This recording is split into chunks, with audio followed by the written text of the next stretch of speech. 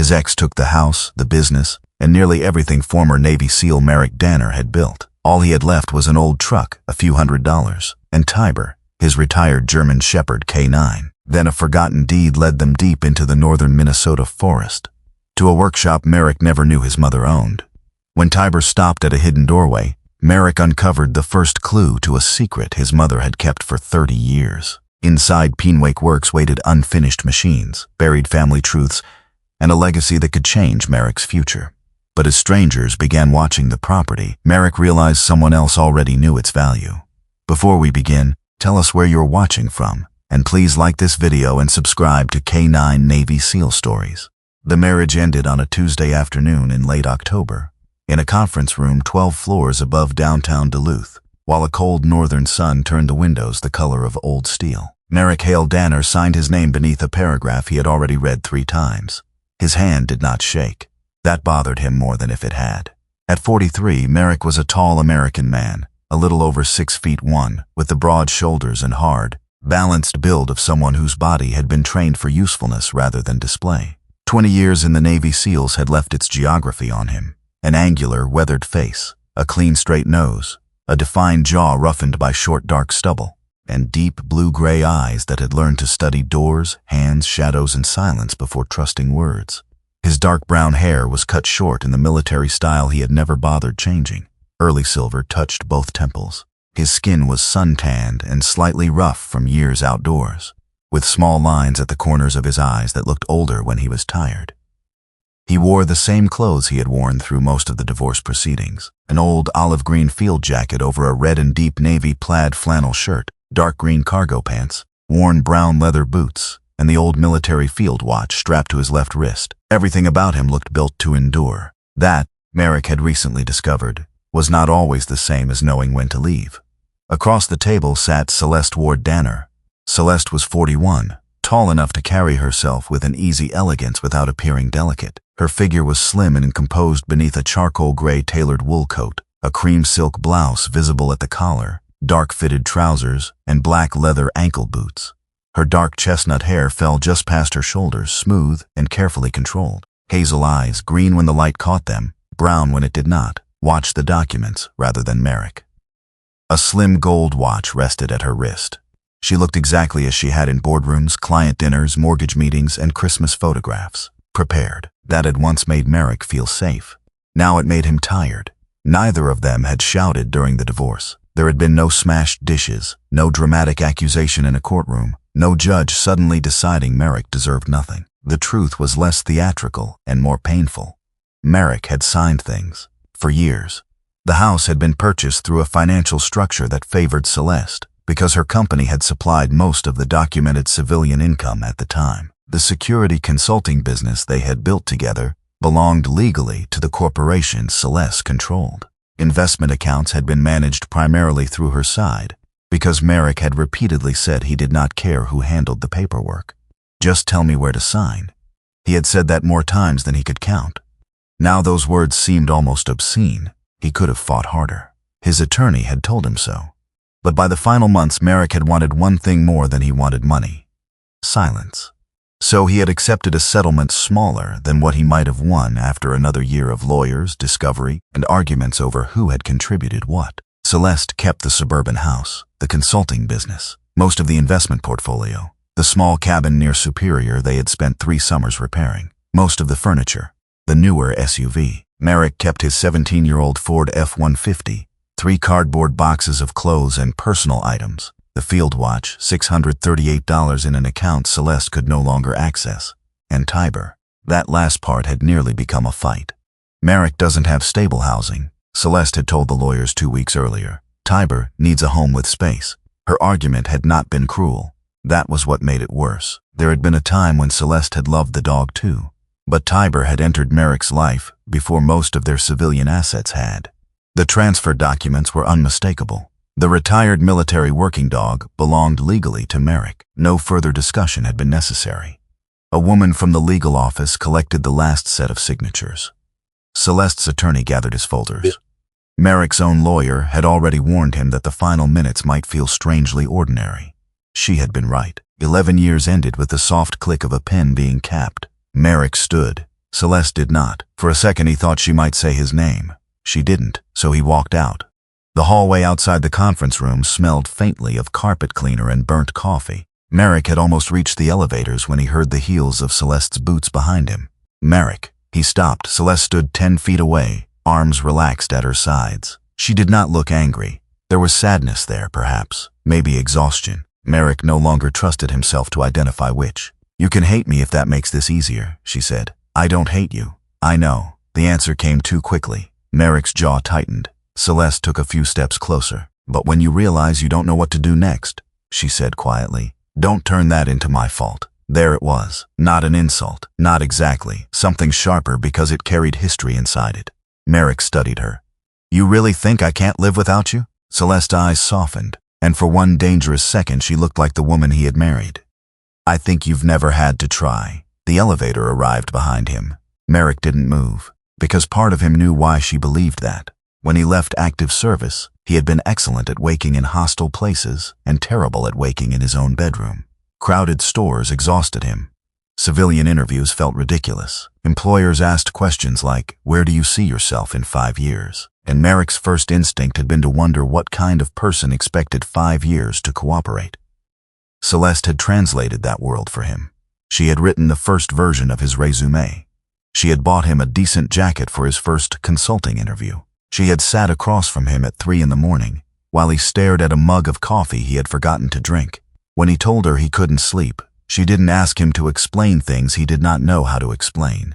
She simply stayed, so when she offered to manage the bills, he let her.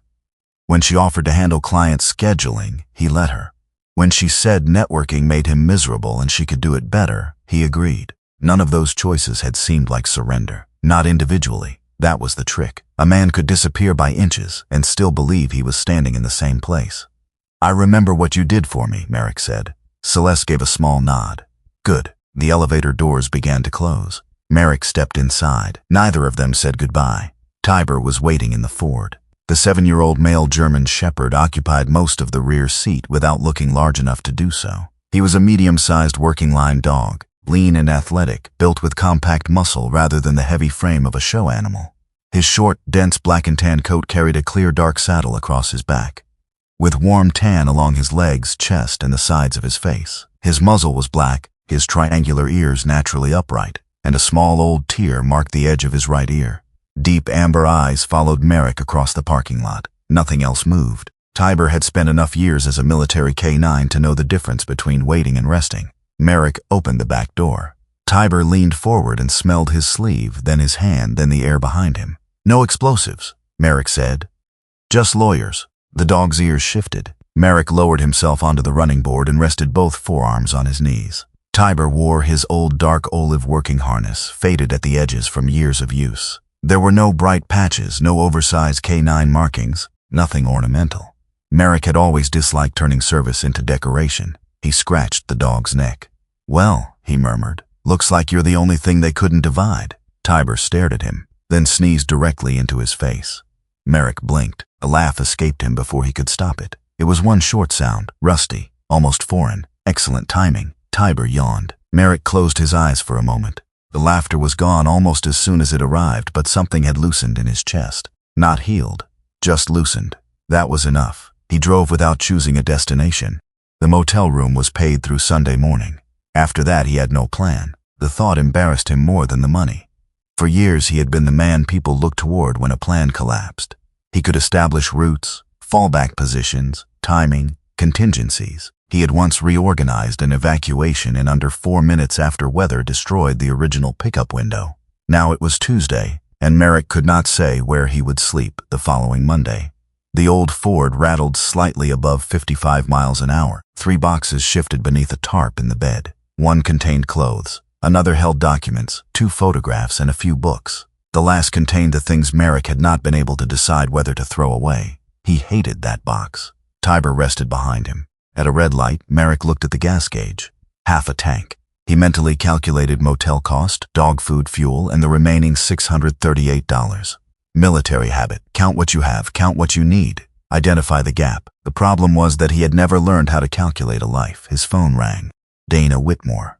Merrick answered through the truck speakers. "Danner." Merrick, it's Dana. Are you driving? Dana Whitmore was 46, an attorney with the unnerving ability to make panic sound administratively inconvenient. Merrick pictured her exactly as he had seen her that morning. Compact and straight-backed, dark auburn hair cut into a neat chin-length bob, sharp brown eyes behind rectangular dark frame glasses, a deep navy blazer over a soft gray blouse, and her brown leather document folio never more than an arm's length away. She was not warm in the obvious way. Merrick trusted her partly because she never pretended certainty where none existed. Yes, pull over.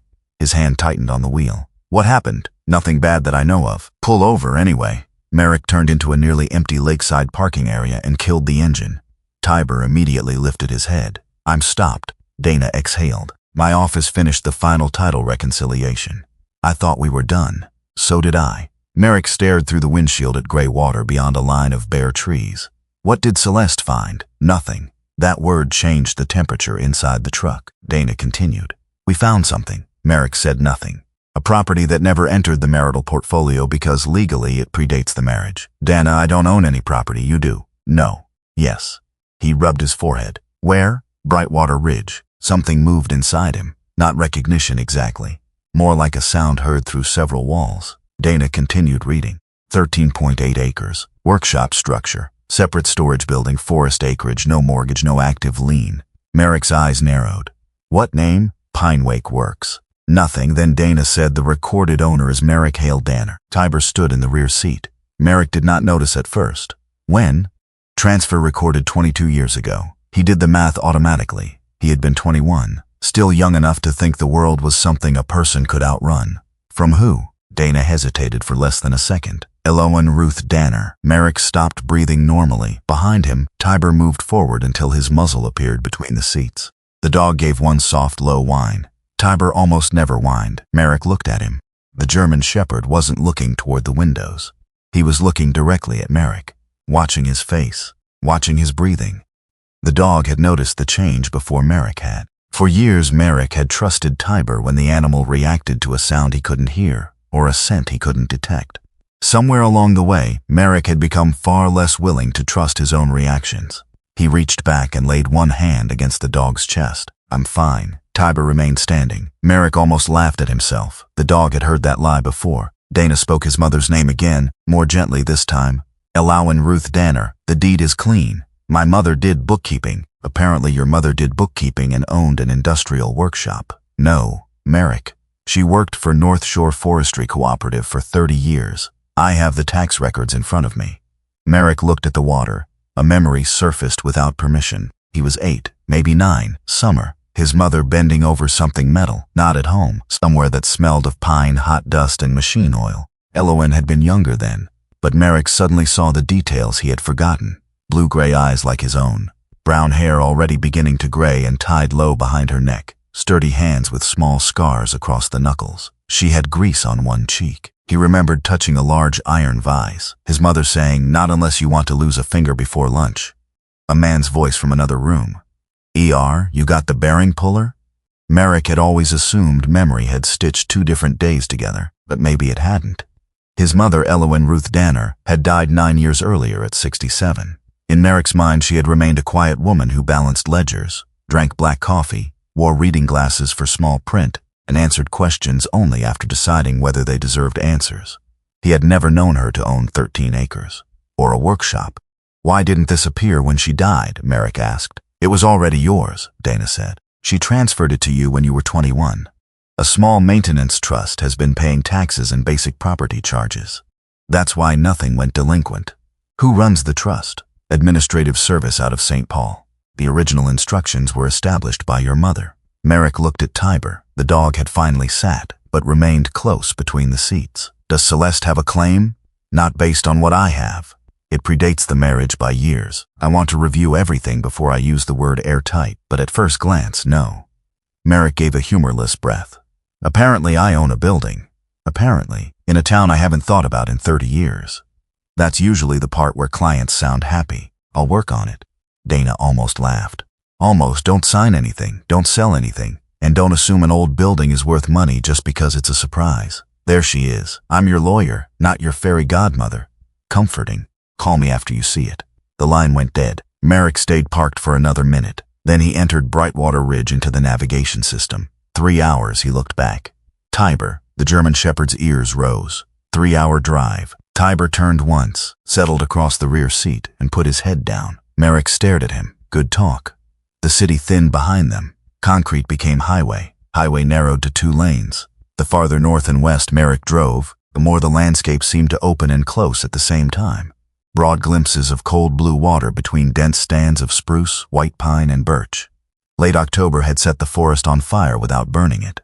Birch leaves glowed yellow. Maples held their final reds. Sunlight came through in long amber shafts. Merrick drove with the window cracked enough to smell cold earth. Tiber eventually lifted his muzzle toward the airflow. For the first time that day, Merrick stopped thinking about Celeste for nearly 10 minutes, then 20. He thought about Elowen instead. Why had she never told him? Why had she put property in his name at 21? Why Brightwater? Why a workshop? And why did remembering her with grease on her face suddenly feel more truthful than 30 years of believing it had been some meaningless childhood afternoon? He remembered the last year of her life. Cancer had taken weight from her, but not stubbornness. Even then, she had corrected hospital bills with a pen. Even then, she had complained about nurses throwing away things that could be repaired. At the time, Merrick thought it was simply his mother being his mother. Now every memory seemed to contain a locked drawer. Brightwater Ridge appeared near sunset. The town was small enough that Merrick passed most of it in under 3 minutes. A diner with fogged windows, a hardware store, a white church, a gas station with 2 pumps, a row of brick storefronts that looked as if they had spent a century refusing to move. No one knew him. That felt unexpectedly peaceful. The navigation directed him beyond town, onto a county road, then a narrower gravel road running between tall pines. Lake Mirren appeared through the trees on his left, its surface holding the low sun in a sheet of pale copper. Then the forest opened. Pinewake Works sat on higher ground above the lake. Merrick slowed. The workshop was a long, low building of weathered timber and corrugated metal, larger than he had expected, with a secondary storage structure farther back among the trees. Tall grass had gone gold around the gravel turnout. Birch trunks stood white against dark spruce. The place looked neglected, but not ruined. Quiet, not dead. Merrick parked. Tiber jumped down beside him, landing lightly despite his years. The old harness shifted across his shoulders. Merrick walked toward the main entrance. Locked. He checked a second door. Also locked. Windows were grimy but intact. The roof needed work, yet the building stood square. You know, Merrick said to Tiber, most surprise inheritances come with keys. Tiber sniffed a post. Helpful. The sun was dropping quickly. Merrick decided he would return to town, find somewhere cheap for the night, buy bolt cutters in the morning, and deal with whatever Pinewake was in daylight. Come on, T. He started toward the truck. Tiber did not follow. Merrick stopped. The German shepherd stood along the north side of the workshop, nose lowered. He moved several feet, stopped, turned, returned to the same stretch of wall.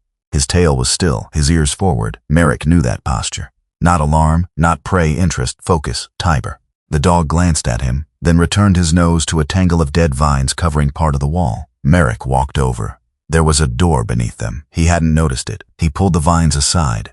Dry stems cracked in his hands. Beneath years of weather and growth sat a rectangular brass plaque. Merrick wiped it with his sleeve. Letters emerged. E.R. Danner Machine and Restoration. He stood absolutely still. The evening wind moved through the birches behind him.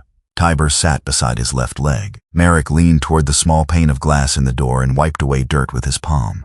At first he could see only darkness. Then his eyes adjusted.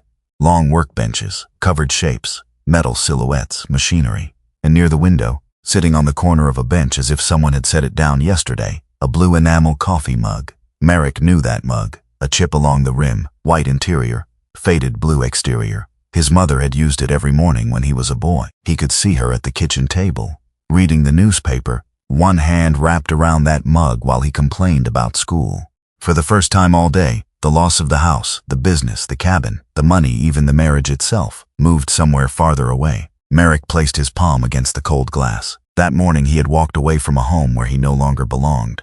Now, beneath a northern sunset, he stood before a locked door carrying his mother's name. And the question inside him finally changed. Not, what do I have left? But, Mom, what did you hide from me? At 7:18 the next morning, Merrick drove back up Pinewake Service Road with a bolt cutter on the passenger side floor and a paper cup of coffee cooling untouched in the console. The night had been short. He had found a cheap room at the edge of Brightwater Ridge, slept for perhaps 3 hours, and spent the rest staring at the ceiling while his mind rearranged 30 years of memories. Every ordinary thing his mother had ever done now seemed suspicious. The lawnmower she refused to replace, because the engine still had good compression. The kitchen faucet she had rebuilt twice rather than call a plumber. The elderly neighbor's truck that had appeared in their driveway one Saturday, with its carburetor spread across the picnic table, like an anatomy lesson. Merrick had been 13 then. He remembered Elowen telling him not to touch anything. He remembered thinking she was simply a woman too stubborn to pay someone else. Apparently, stubbornness had only been the visible part. Tiber rode silently behind him. Morning light flashed through the birch trees and moved across the German shepherd's black and tan coat in brief gold bands.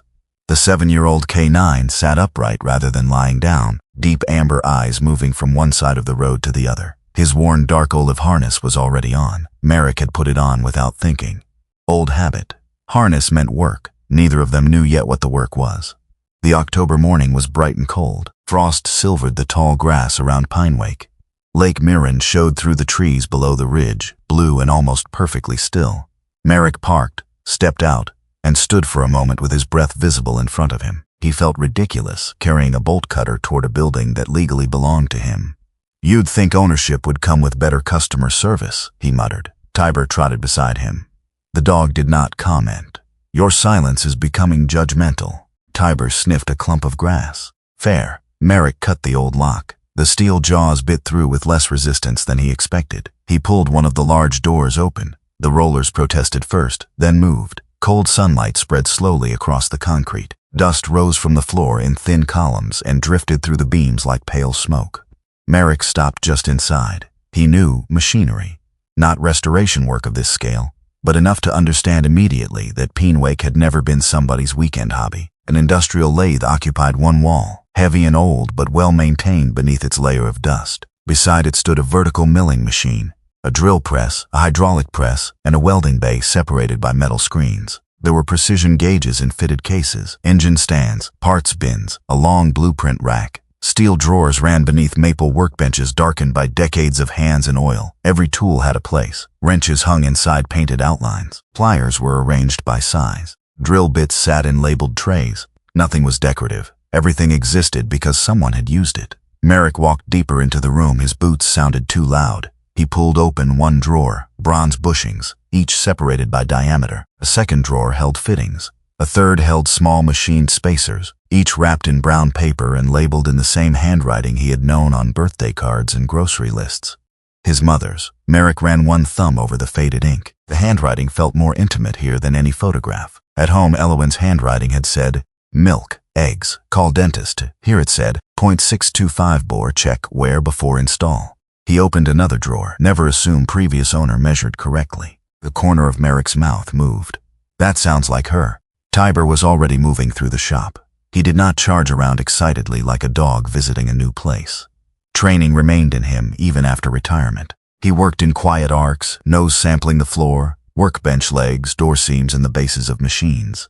He paused at old leather aprons, at a cabinet that smelled faintly of lubricants, and near a shelf where dried mouse droppings had collected. Merrick let him investigate. There was no search command this time. Tiber was simply being Tiber. Merrick crossed to the milling machine and found a folded rag nearby. He lifted it. The rag had hardened with age. Machine oil stained the center dark. Another childhood memory surfaced. His mother standing at the kitchen sink with black beneath her fingernails.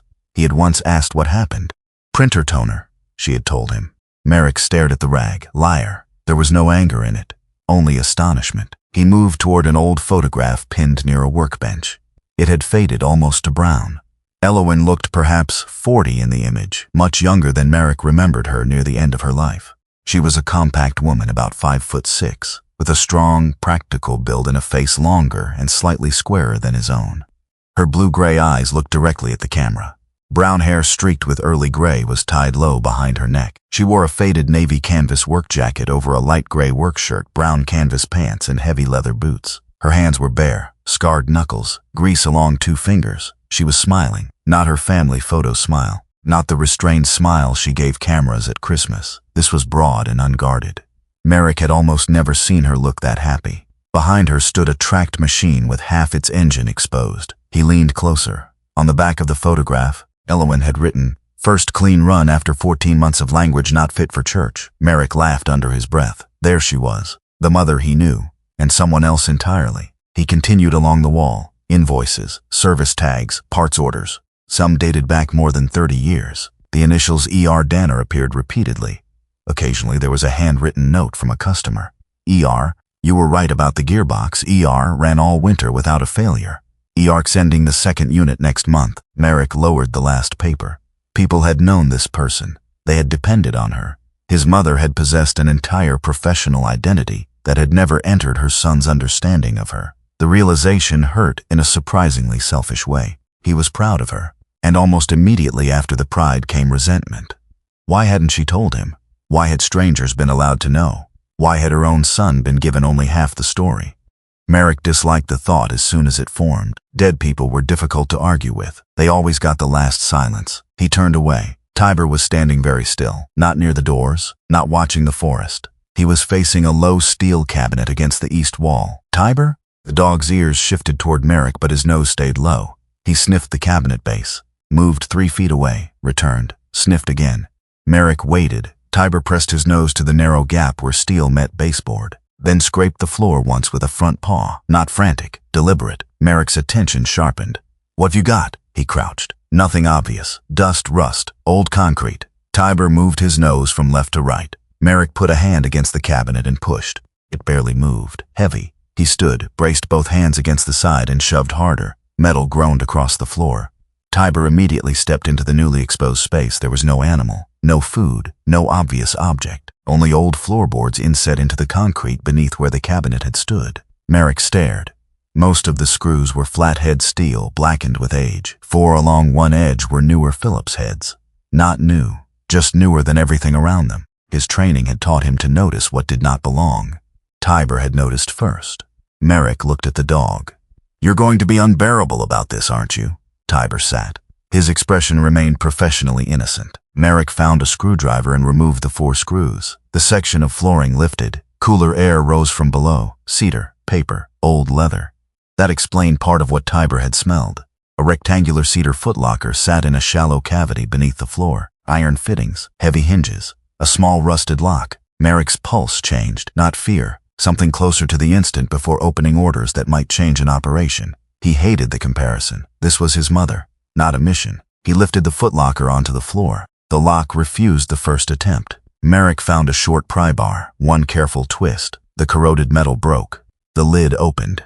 He smelled cedar immediately. Inside, everything had been protected from the worst of the damp. On top lay a cream-colored envelope. Beneath it were 3 leather-bound journals, several stacks of photographs tied with cotton string, a faded rescue medal, a brass key on a plain leather cord, and a folded topographic map. A small canvas pouch sat in one corner. Another envelope held cash. Merrick counted at once. $7,500. Not a fortune. Enough to matter enormously to a man with $638. The canvas pouch contained 6 gold coins. He did not try to value them. Not yet. He set both aside. The practical part of his mind immediately started calculating. Fuel, food, legal expenses.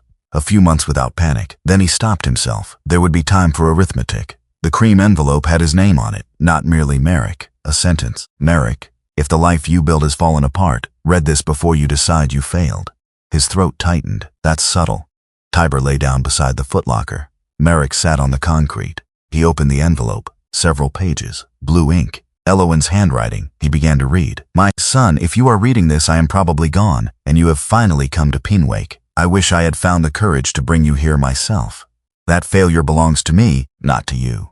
Merrick stopped at the word failure, then continued. Elowen wrote about her father. Merrick remembered his grandfather only through photographs and one dim childhood memory. In Elowen's description, he came alive. He had been a tall, narrow logging mechanic with iron-gray hair, large hands, and the tip of his left index finger missing from an accident involving a belt drive before Elowen was born. He was not affectionate with words. He showed love by fixing things before anyone asked. When Elowen was 6, he put a wooden milk crate beside his workbench so his daughter could see what he was doing. At 10, she knew the names of his tools. At 13, she could diagnose fuel problems. By 17, she was machining simple bushings and rebuilding winches. She wanted to do it for a living. The world had other ideas. One shop allowed her to sweep, another let her maintain inventory. A third owner told her plainly, "Customers won't trust a woman with a drivetrain." Merrick could hear his mother's dry voice in the next line. He was wrong about the drivetrain. He was unfortunately right about the customers, so Elowen adapted. She took small outside jobs. Requests arrived by mail, then telephone. She used her initials, E.R. Danner. People assumed E.R. was a man. She did not correct them. If the work came through someone who already knew her, she completed it at Pinewake. If a customer never met her, they often continued believing Mr. Danner had rebuilt their component. The lie bothered her. The alternative bothered her more. There are times, Merrick, when pride is refusing to hide. There are other times when pride is making certain the work exists long enough that someday hiding is no longer necessary. I never became certain which one I chose. Merrick lowered the paper. That sounded like Elowen, a sentence with an answer and a doubt living in the same room. He continued. Pinewake had begun small, a rented shed, then a purchased building, then additional land. Accounting paid the steady bills and gave her health insurance. Machine work gave her something else, a life in which she was not asking permission to be competent. She had lived between the two worlds for more than 30 years. Merrick looked around the workshop again. 3 decades. He had been alive for most of them. That fact sat badly. Then the letter reached Celeste. His body tightened before he finished the first sentence. "I need to write something about your wife, and I need you to know first that I do not believe Celeste began by wanting to hurt you. I believe she loved you. I saw that." Merrick read the line twice. Elowen had never liked Celeste, or at least Merrick had believed she hadn't. But even here, speaking from beyond death with no one left to impress, his mother refused to simplify her. She gave you steadiness when you needed it. You were tired in ways you did not know how to name. She helped you. I will always be grateful to her for that. Merrick swallowed. Tiber lifted his head. The workshop had gone very quiet. Then came the next paragraph. But some people become frightened when the person they love begins to need them less. They hold tighter, not always because they are cruel, but because being needed has become how they understand love. Merrick stared at the page. And some people, my son, are so practiced at endurance that they mistake disappearing for loyalty. You have always been capable of cutting pieces from yourself, if you believe doing so keeps someone else safe. I admired that in you when you wore a uniform. I feared it in you when you came home. He stopped reading. His breathing changed. Tiber rose and walked over. The dog did not lick his face or paw at him. He simply leaned one shoulder against Merrick's leg. Merrick put his palm against Tiber's neck. Warm fur, steady breathing, something real. He had not cried at the courthouse, not when the house became Celeste's, not when the cabin did, not when 3 boxes became the physical inventory of 11 years. But sitting on the floor of his dead mother's hidden workshop, Merrick felt the first tear move down his face. He wiped it away angrily. Then another came. "Damn it, Mom." Tiber stayed. Merrick let the grief happen without trying to command it. He had cried at Elowen's funeral 9 years earlier. He had not cried for her since. Now he understood why. He had spent 9 years grieving the mother he thought he knew. Today he had met another one and lost her on the same day. When he could read again, he returned to the letter. Elowen admitted she had considered confronting him about Celeste several times. She had stopped herself because she knew her son. If she attacked his wife, Merrick would defend his wife. Not because Elowen did not matter, because loyalty was the axis on which Merrick had built his adult identity. So instead, 22 years earlier, before Celeste, before the consulting company, before any marriage existed, Elowen had transferred Pinewake into Merrick's name. The maintenance trust handled taxes and basic costs. She hoped he would never need the property. She hoped one day she might simply tell him and they would laugh at how elaborate she had been. Cancer had shortened that plan. Fear had delayed it first. This place is not a reward for leaving anyone. It is not proof that I was right about your marriage. If you and Celeste grew old together, I would have been happy to have wasted every dollar maintaining Pinewake for nothing. Merrick closed his eyes. That line mattered. It took the revenge out of the gift. Elowen had not built a weapon against Celeste. She had built an exit. There was a difference. He read the final section slowly. If one day you find yourself outside a place you once called home and you do not know where to go, remember that there is still one door in this world no one but you has the right to close. What you do after opening it is your decision. It always should have been. Merrick lowered the pages. Sunlight had moved across the shop floor while he read. Tiber sat beside him. Merrick rested his forehead briefly against the dog's shoulder. She's been dead 9 years and she's still giving orders. Tiber's ear moved. No, you're right. Merrick looked at the letter. Not an order. That was exactly the point. He spent much of the afternoon examining the photographs. Each one made Elowen stranger and more familiar at once. There she was in her navy canvas jacket beside an engine hoist. There she was accepting a small regional rescue service plaque. There she was laughing beside 3 men from a logging crew, all of them covered in mud. In another, she stood beside a teenage boy Merrick did not recognize. The kid looked perhaps 16, thin, dark-haired, defiant even in a photograph. His arms were folded. Elowen stood beside him with one grease-darkened hand resting on his shoulder. On the back she had written only, "First engine he rebuilt without breaking anything important." Mostly, Merrick smiled. Whoever the boy had been, Elowen had clearly cared about him.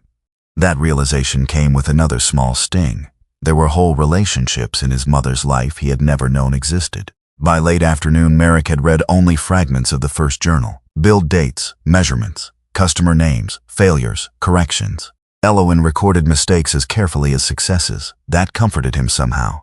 The woman in these pages was brilliant. She was also annoyed by seized bolts, bad suppliers, stripped threads, and weather. Human, not mythology. As the light began to fade, Merrick decided not to return to the motel. He moved the Ford closer to the workshop, ate crackers and sliced turkey from a grocery bag, shared none of the turkey with Tiber until the German Shepherd stared at him long enough to make refusal feel unethical, then settled into the truck. "You're retired military," Merrick told him. "You have a pension." Tiber accepted the turkey. Corrupt system. Night settled over Pinewake. The forest became a pattern of black trunks under stars. Merrick slept lightly. Sometime after midnight, Tiber's body changed beside him. No bark, no growl. The dog simply raised his head and went completely still. Merrick opened his eyes. Headlights moved between the trees. A dark SUV came slowly along Pinewake Road. Too slowly. It passed the property entrance. Brake lights glowed. The vehicle stopped for several seconds. Merrick stayed still inside the unlit truck. Tiber watched through the windshield. Then the SUV rolled forward and disappeared between the pines. Merrick did not follow. No plate, no crime, no reason to turn uncertainty into certainty. Dana would have approved still. He did not sleep deeply after that. Morning arrived bright and brittle. Tiber jumped down first. Merrick was stretching the stiffness from his back when the German Shepherd veered away from the normal route toward the workshop. Nose down. Tiber moved toward the rear wall. Stopped near one of the windows. Merrick followed. A boot print pressed into the soft earth beneath the sill. Large tread, recent.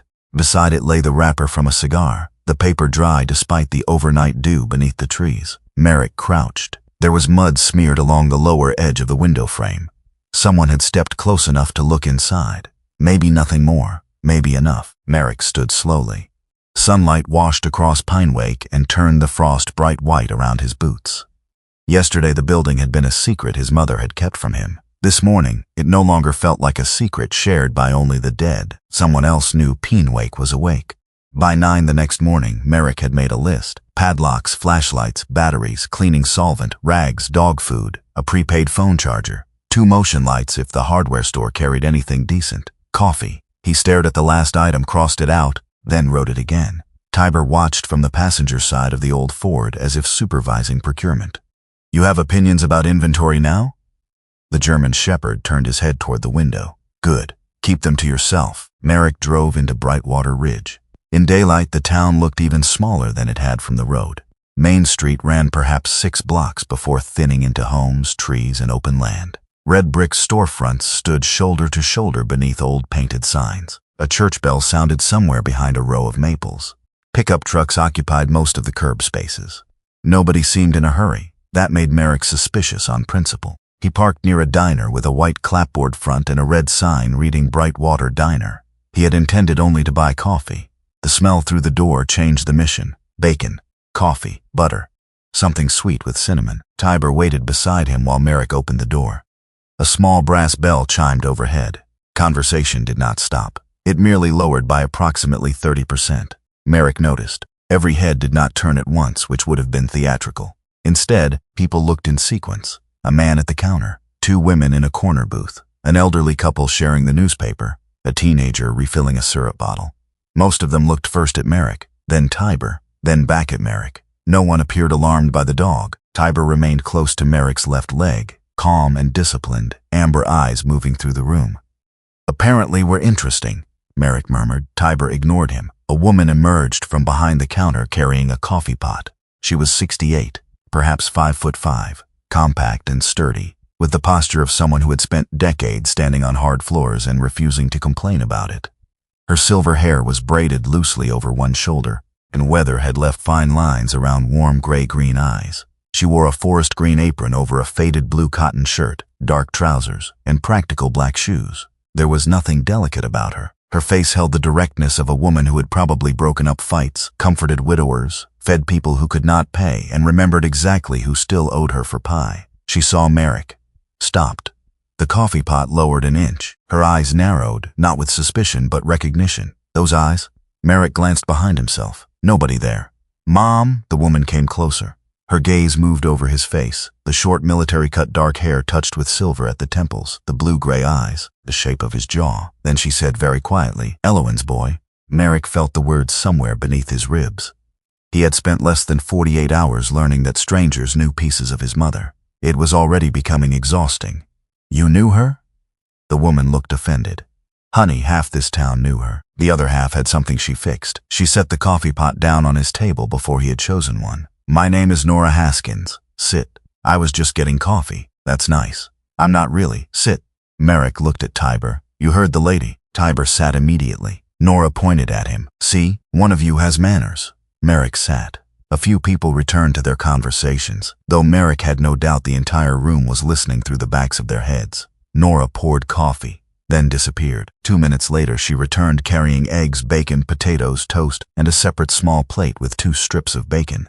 Merrick stared at the food. "I didn't order this. Neither did your dog." Somehow he's still being more polite about it. Tiber's eyes were fixed on the bacon plate with military concentration. He's negotiating. He's winning. Merrick pushed the plate slightly closer to Tiber but made the dog wait. Nora noticed. "He always that disciplined?" "Mostly." "And you?" "Less consistent." That earned the first hint of a smile. Nora sat opposite him without asking. For several seconds she simply looked at Merrick. It should have made him uncomfortable. Instead, it felt strangely familiar. Elowen had done the same thing when deciding whether someone deserved an honest answer. "You look like her around the eyes," Nora said. "I've heard. You sound annoyed." "I've learned more about my mother from strangers in 2 days than I did in 30 years. Nora's expression softened. "That part I'm sorry for." Merrick looked down at his coffee. "Why did everyone go along with it?" Nora did not pretend not to understand. "Because she asked us to. That simple?" "No." Nora folded her hands. "But simple and easy aren't the same thing." She told him Elowen had been coming through Brightwater for decades. Sometimes she stayed late at Pinewake and took the small room above the diner when snow made the road dangerous. Sometimes she arrived at dawn, ordered black coffee and toast, and left before most of town woke. Once, during a January storm, the diner freezer had failed at 2 in the morning. Nora had stood in the kitchen calculating how much food she was about to lose. Elowen came downstairs in wool socks, found Nora swearing at the compressor, disappeared for 40 minutes, then returned with tools. "She fixed it in her pajamas?" Merrick asked. "Canvas pants over pajamas." "That sounds more like her." "She refused money." "Also sounds like her." "I paid her in apple pie." Merrick nodded solemnly. "That would have worked." Nora smiled. Then the smile faded. "She talked about you." Merrick's hand stopped around the coffee mug. "How much?" "Enough." "What does that mean?" "It means I knew you joined the Navy. I knew you stayed. I knew she worried every time the news mentioned anywhere wet, hot, cold, dry, foreign, or dangerous. That covers most places." She was thorough. Merrick stared through the diner window. A pickup rolled past slowly. Nora continued. "She said you'd come here one day." Merrick looked back. "She said that? Years ago." "When?" "Not long before she got sick." A pressure began building beneath his sternum. What exactly did she say, Nora thought. Then her eyes moved briefly toward Tiber. "She said one day Merrick may show up here looking like the world just told him he failed." Merrick's jaw tightened. Nora saw it. "She wasn't calling you a failure." "I know, but the word had landed because Merrick had already used it on himself. Failed marriage, failed judgment, failed civilian life, failed to understand the woman sitting across from him for 11 years, failed to understand his own mother." Nora's voice lowered. "She said when you came, this town wasn't to ask you what happened before feeding you." Merrick looked at the untouched breakfast. "And apparently you took that literally." "I take food seriously." Tiber made a small sound through his nose. Nora pointed at him. "Your partner agrees." Merrick finally released the dog to take the bacon. Tiber accepted it without shame. For the first time since arriving in Brightwater Ridge, Merrick felt something he had not expected. Not safety. He was not ready to call anything that, but perhaps the absence of judgment. It was unsettlingly close. Creed Hardware stood 2 doors down. A bell above the entrance announced Merrick and Tiber. The store smelled of wood, metal, oil, and old cardboard. Rows of bins held nails by weight. Coils of rope hung from ceiling hooks. There were shelves of hand tools, plumbing parts, work gloves, lanterns, paint, batteries, and enough miscellaneous hardware to repair a small civilization. An elderly man stood behind the counter. Walter Creed was 76 and looked built from straight lines that had slowly bent with age. He had been tall once and was still nearly 6 feet, though his shoulders now rounded forward slightly. His narrow face was deeply lined, with pale blue eyes behind wire-rimmed glasses and a long nose that gave him a permanently skeptical expression. His white hair was thin but neatly combed. He wore a red and black flannel shirt beneath a brown shop apron, faded work pants, and old boots polished more by use than care. His hands were broad, swollen slightly at the knuckles and scarred, mechanic's hands, or a hardware man's, possibly both. Walter looked at Merrick, then at Tiber, then back at Merrick. Well, Merrick waited. Walter put down his pencil. Took you long enough. Merrick exhaled through his nose. Does anyone in this town introduce themselves normally? No, good to know. Walter came around the counter slowly. Walter Creed. Merrick Danner. I know. Of course you do. Walter's gaze settled on Merrick's eyes. You have her look when you're irritated. I've been told I have her eyes. You have her irritation too. Merrick almost smiled. Walter helped him gather padlocks, lights, batteries, cleaning supplies, and heavy-duty extension cords. He did not ask why Merrick needed them. Halfway through the list, Walter stopped beside a low display in the back of the shop. A compact portable logging winch sat there, painted forest green and worn smooth at the handles. It looked too old to be decorative and too clean to be forgotten. Walter pulled the starter. The engine caught after 2 attempts. It settled into a steady mechanical rhythm. Merrick crouched. A small metal plate was riveted to the frame. Restored by Edar Danner. 1994. He touched the plate. This still runs? Walter shut the engine off. Every winter. You use it. Why own a tool if you're afraid to use it? That sounded like something Elowen would have said. Merrick looked at Walter. People knew ER, people who mattered in the trade did, but most didn't know ER was Elowen.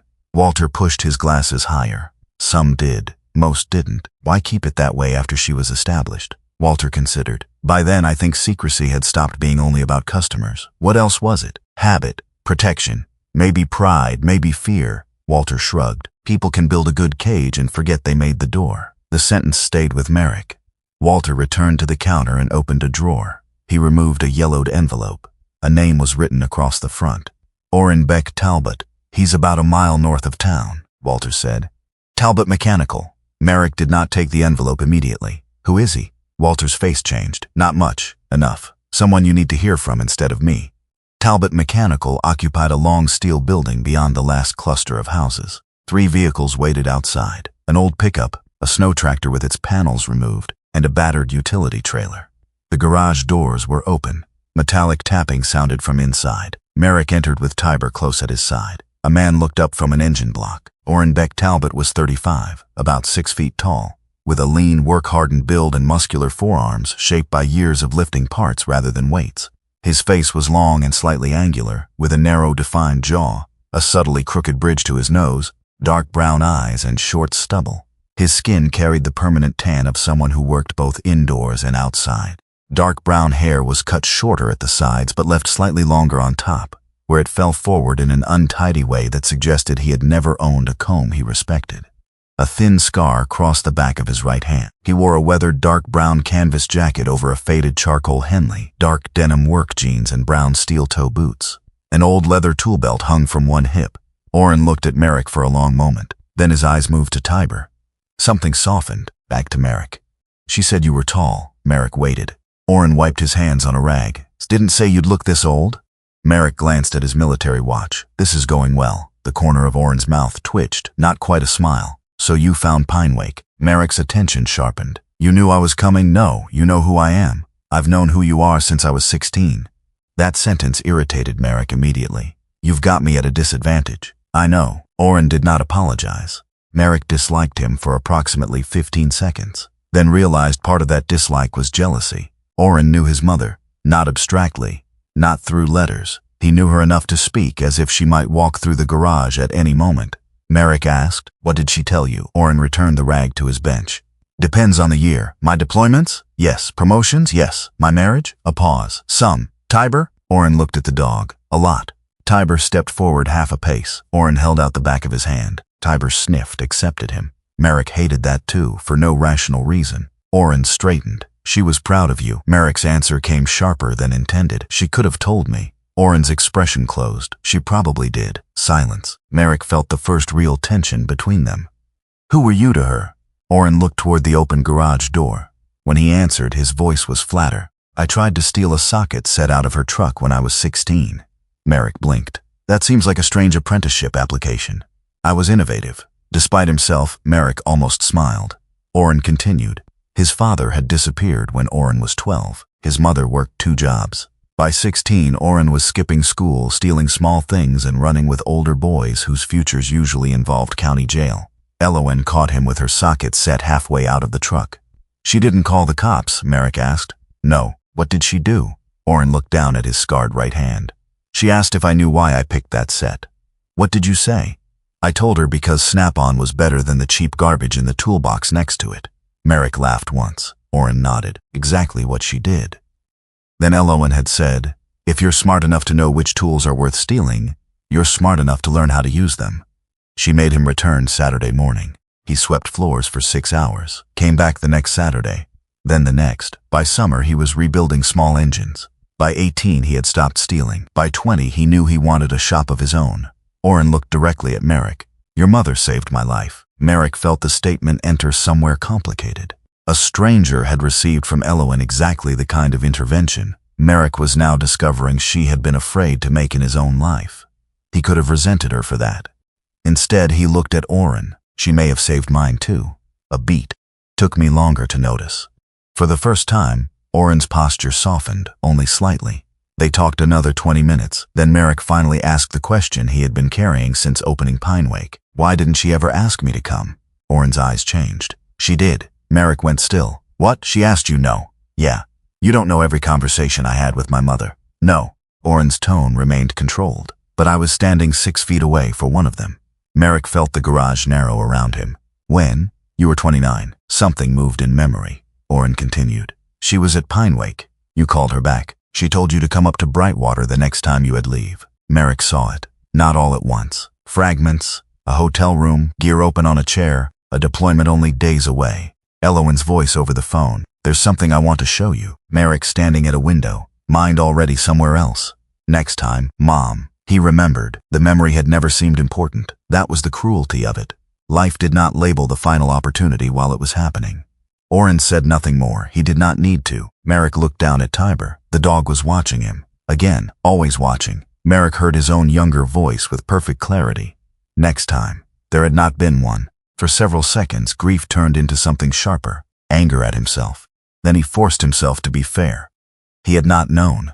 Elowen had not told him. He had been preparing to deploy. Nobody had committed a crime, but a chance had still died. That was sometimes worse. Merrick looked toward the bright opening of Orrin's garage. For years, he had imagined regret as something created by obvious mistakes. A door slammed, a word spoken in anger, a decision a man knew was wrong while making it. But one of the deepest regrets of his life had apparently been born from an ordinary sentence said with love and no urgency at all. "Next time, Mom." Tiber rose and pressed his shoulder lightly against Merrick's leg. Merrick lowered a hand to the dog's neck. He did not need comfort from something supernatural. He needed the simple fact that this time, when life put something in front of him, he was still here to notice it. "Take me back to Pinewake," Orrin said. Merrick looked at him. "Why?" Orrin picked up his jacket. "Because you haven't found everything." Orrin drove separately. When they reached Pinewake, he parked but did not immediately get out. Merrick waited. Orrin finally walked to the main entrance and stopped. For the first time since Merrick had met him, the younger man looked uncertain. "How long since you've been inside?" Merrick asked. 7 years. "Why?" Orrin stared at the doorway. "Because she wasn't." Then he entered. Slowly, the workshop had been cleaned only enough to make movement easier. Dust remained on the higher shelves. Sunlight fell across the old machines. Orrin stopped in the middle of the floor. His throat moved. "Hi, El." The nickname hit Merrick unexpectedly. His mother had been mom to him, Mrs. Danner to many, ER to customers, L to Orrin. How many names did a person carry in lives their family never saw? Merrick gave Orrin space. Eventually Orrin exhaled. You find the final builds? No. Orrin turned. Then you haven't looked under the west floor. He led Merrick to the far side of the workshop. The floor there appeared ordinary until Orrin pointed. Boards run wrong. Merrick saw it. A rectangular section had been laid perpendicular to the surrounding planks. Orrin crouched, worked his fingers into a recessed iron pull and lifted. A heavy trapdoor rose. Below it was a broad, shallow compartment lined with felt. Two large forms rested beneath fitted oilcloth covers. Tiber approached, sniffed once along the edge, then moved away. Orrin noticed felt, waxed canvas, oil. She built it to keep moisture out. Merrick nodded. That also explained why Tiber had never indicated strongly there. Orrin removed the first cover. Black paint appeared beneath it. A compact tracked vehicle, low and purposeful, with a rounded cab and heavy rear drive assemblies. Merrick recognized the engineering language even if he did not recognize the model. Orrin said, 1949 Calder Northland Trailmaster. He ran one hand near the body but did not touch it. Built for winter utility work, logging roads, remote maintenance. Rescue crews used some of them. Very few survived. Elwyn had restored almost everything. Engine rebuilt. Track assemblies refurbished. Body complete.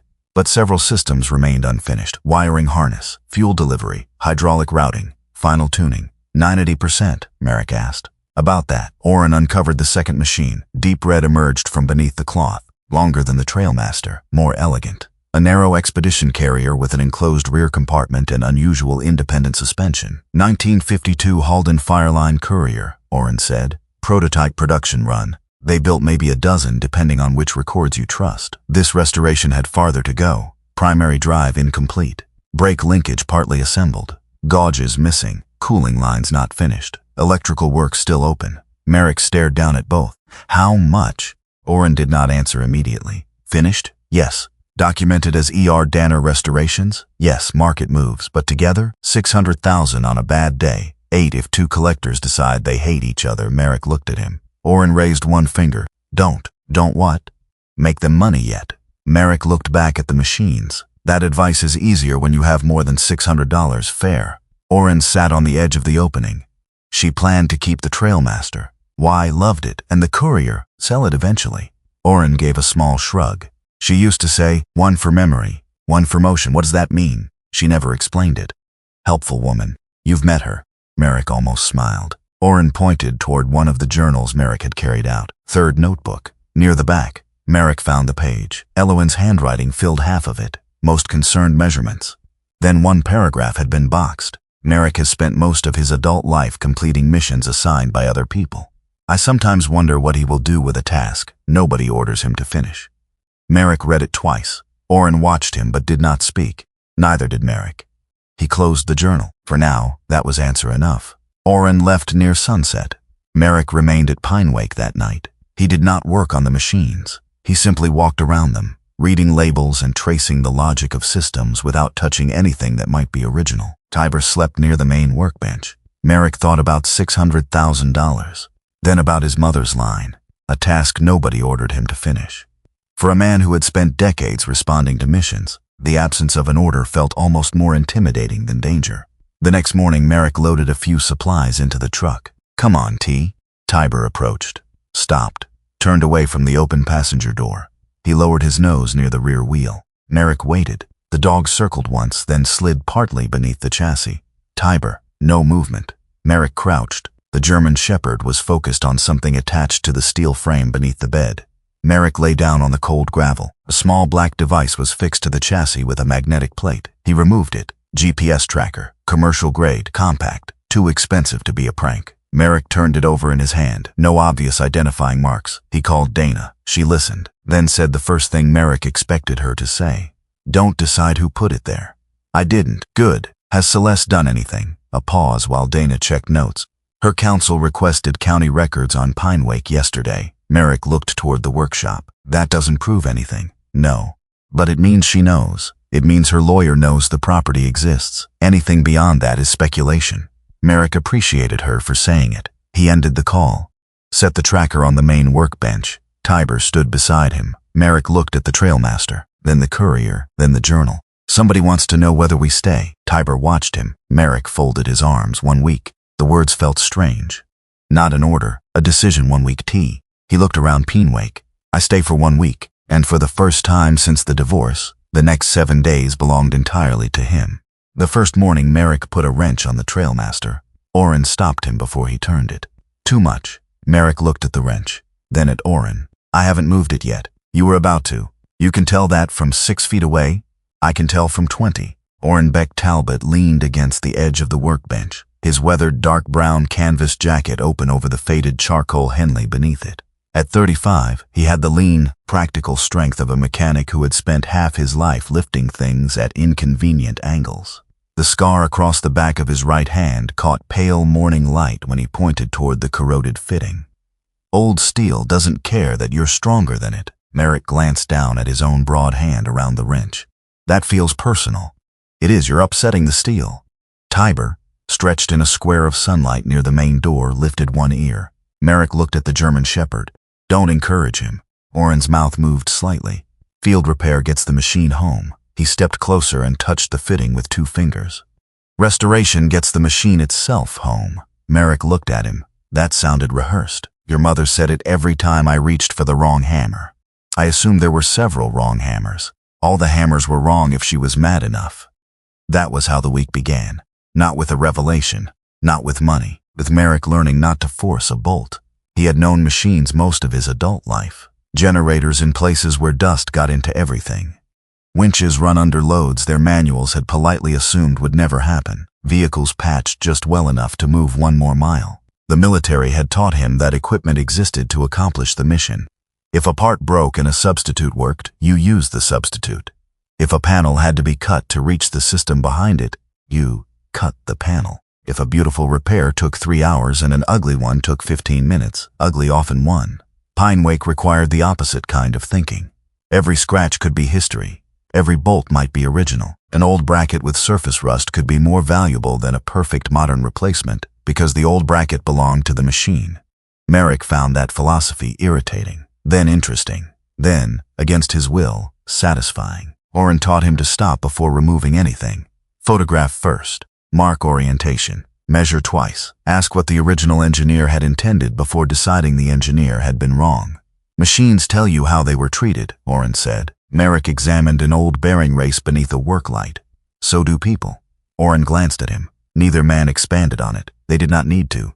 Pinewake changed around them. Merrick opened windows that had been shut for years. He swept dust from the machine floor until the concrete beneath appeared gray instead of brown. He cleaned workbenches but refused to sand away old tool marks. The radio near Elowin's office crackled back to life after Merrick replaced a brittle cord. It received only 3 clear stations. 1 played country, 1 played talk radio. The third seemed legally obligated to play songs about trucks, lost love, or both. Tiber chose a rectangle of sunlight near the large front door as his headquarters. By noon each day, the German shepherd could usually be found there with his black and tan body stretched across the warm concrete, amber eyes half closed, 1 upright ear continuing to monitor the entire building. Retirement, Merrick thought, looks suspiciously comfortable. You worked harder overseas, he told him one afternoon. Tiber opened one eye. Don't give me that, I was there. The eye closed. Merrick shook his head. Union dog. For several hours at a time, he forgot about lawyers. Forgot about divorce. Forgot the motel receipt still folded in the glove compartment of the Ford. That did not mean the rest of his life had disappeared. It only meant Pinewake had begun taking up enough room inside him that the other things had to compete. On the 4th afternoon, an engine approached along the gravel road. Tiber heard it first. His head rose. Merrick was beneath the open side panel of the Trailmaster, cleaning an electrical junction block. He slid out, wiped his hands on a rag, and walked toward the door. A black SUV came through the gate. His chest tightened before the driver stepped out. Celeste.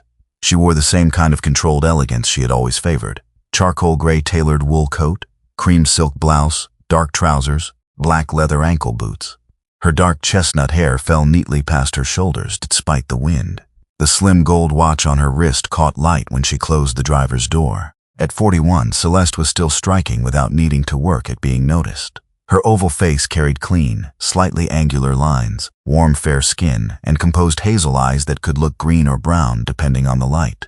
Today they looked darker. She held a folder. No lawyer. no threat visible in either hand. Merrick stepped outside before she reached the entrance. Celeste stopped 3 feet from him. Her eyes moved past his shoulder. So this is it? Yes. You're actually staying here? For now. She looked at his field jacket, already carrying a faint smear of grease along one sleeve, apparently. Merrick did not move aside. Celeste noticed. I'm not allowed in? Not unless you ask. A small silence opened. In the marriage, Celeste had entered every part of Merrick's life without needing permission. Bank accounts, appointments, phone calls, schedules. His answer surprised both of them. Her lips pressed together briefly. Then she said, "May I?" Merrick looked at her. Office, not the floor. Something passed across her face. Annoyance, maybe hurt. All right. He stepped aside. Tiber came to them before they reached Elowen's office. The German shepherd did not growl. He did not stiffen. He knew Celeste. For years, she had filled his food bowl when Merrick was away for the day. She had sat on the floor beside him after surgery on his shoulder. She had bought a ridiculous orthopedic dog bed. Merrick had mocked until he saw Tiber sleeping on it. Tiber approached, smelled her hand and then her coat. Celeste's face changed. It was the first expression Merrick had seen from her all day that did not look managed. She crouched slightly and rubbed the side of Tiber's neck. "Hi, old man." Tiber leaned into her hand for half a second, then moved back to Merrick. No rejection, no choosing sides, just familiarity. Merrick found that harder to watch than hostility would have been. There had been a family once, not an illusion, not 11 years of lies. Something real had lived there. Real things could still become unhealthy. That was another lesson Merrick had been slow to accept. Celeste placed the folder on Elowen's small office desk. Mail. A tax document that had gone to their old address. His replacement bank card. 2 veteran benefit letters. A photograph that had fallen behind a cabinet when she moved furniture. Merrick and Tiber beside Lake Superior 3 winters earlier. You didn't have to bring this. I know. He looked at her. Thank you. Celeste's gaze wandered beyond the office doorway toward the workshop. She never told me either. Elowen, about any of this. No. I knew she grew up around here, that's all. Merrick leaned against the desk. She didn't trust you. The sentence came out more bluntly than he intended. Celeste went still. For a second, Merrick regretted it. Then she looked toward him. Maybe she didn't trust what you became around me. The answer caught him off guard. He expected defense. Instead, he got something almost like accusation turned inward. What does that mean? Celeste folded her arms.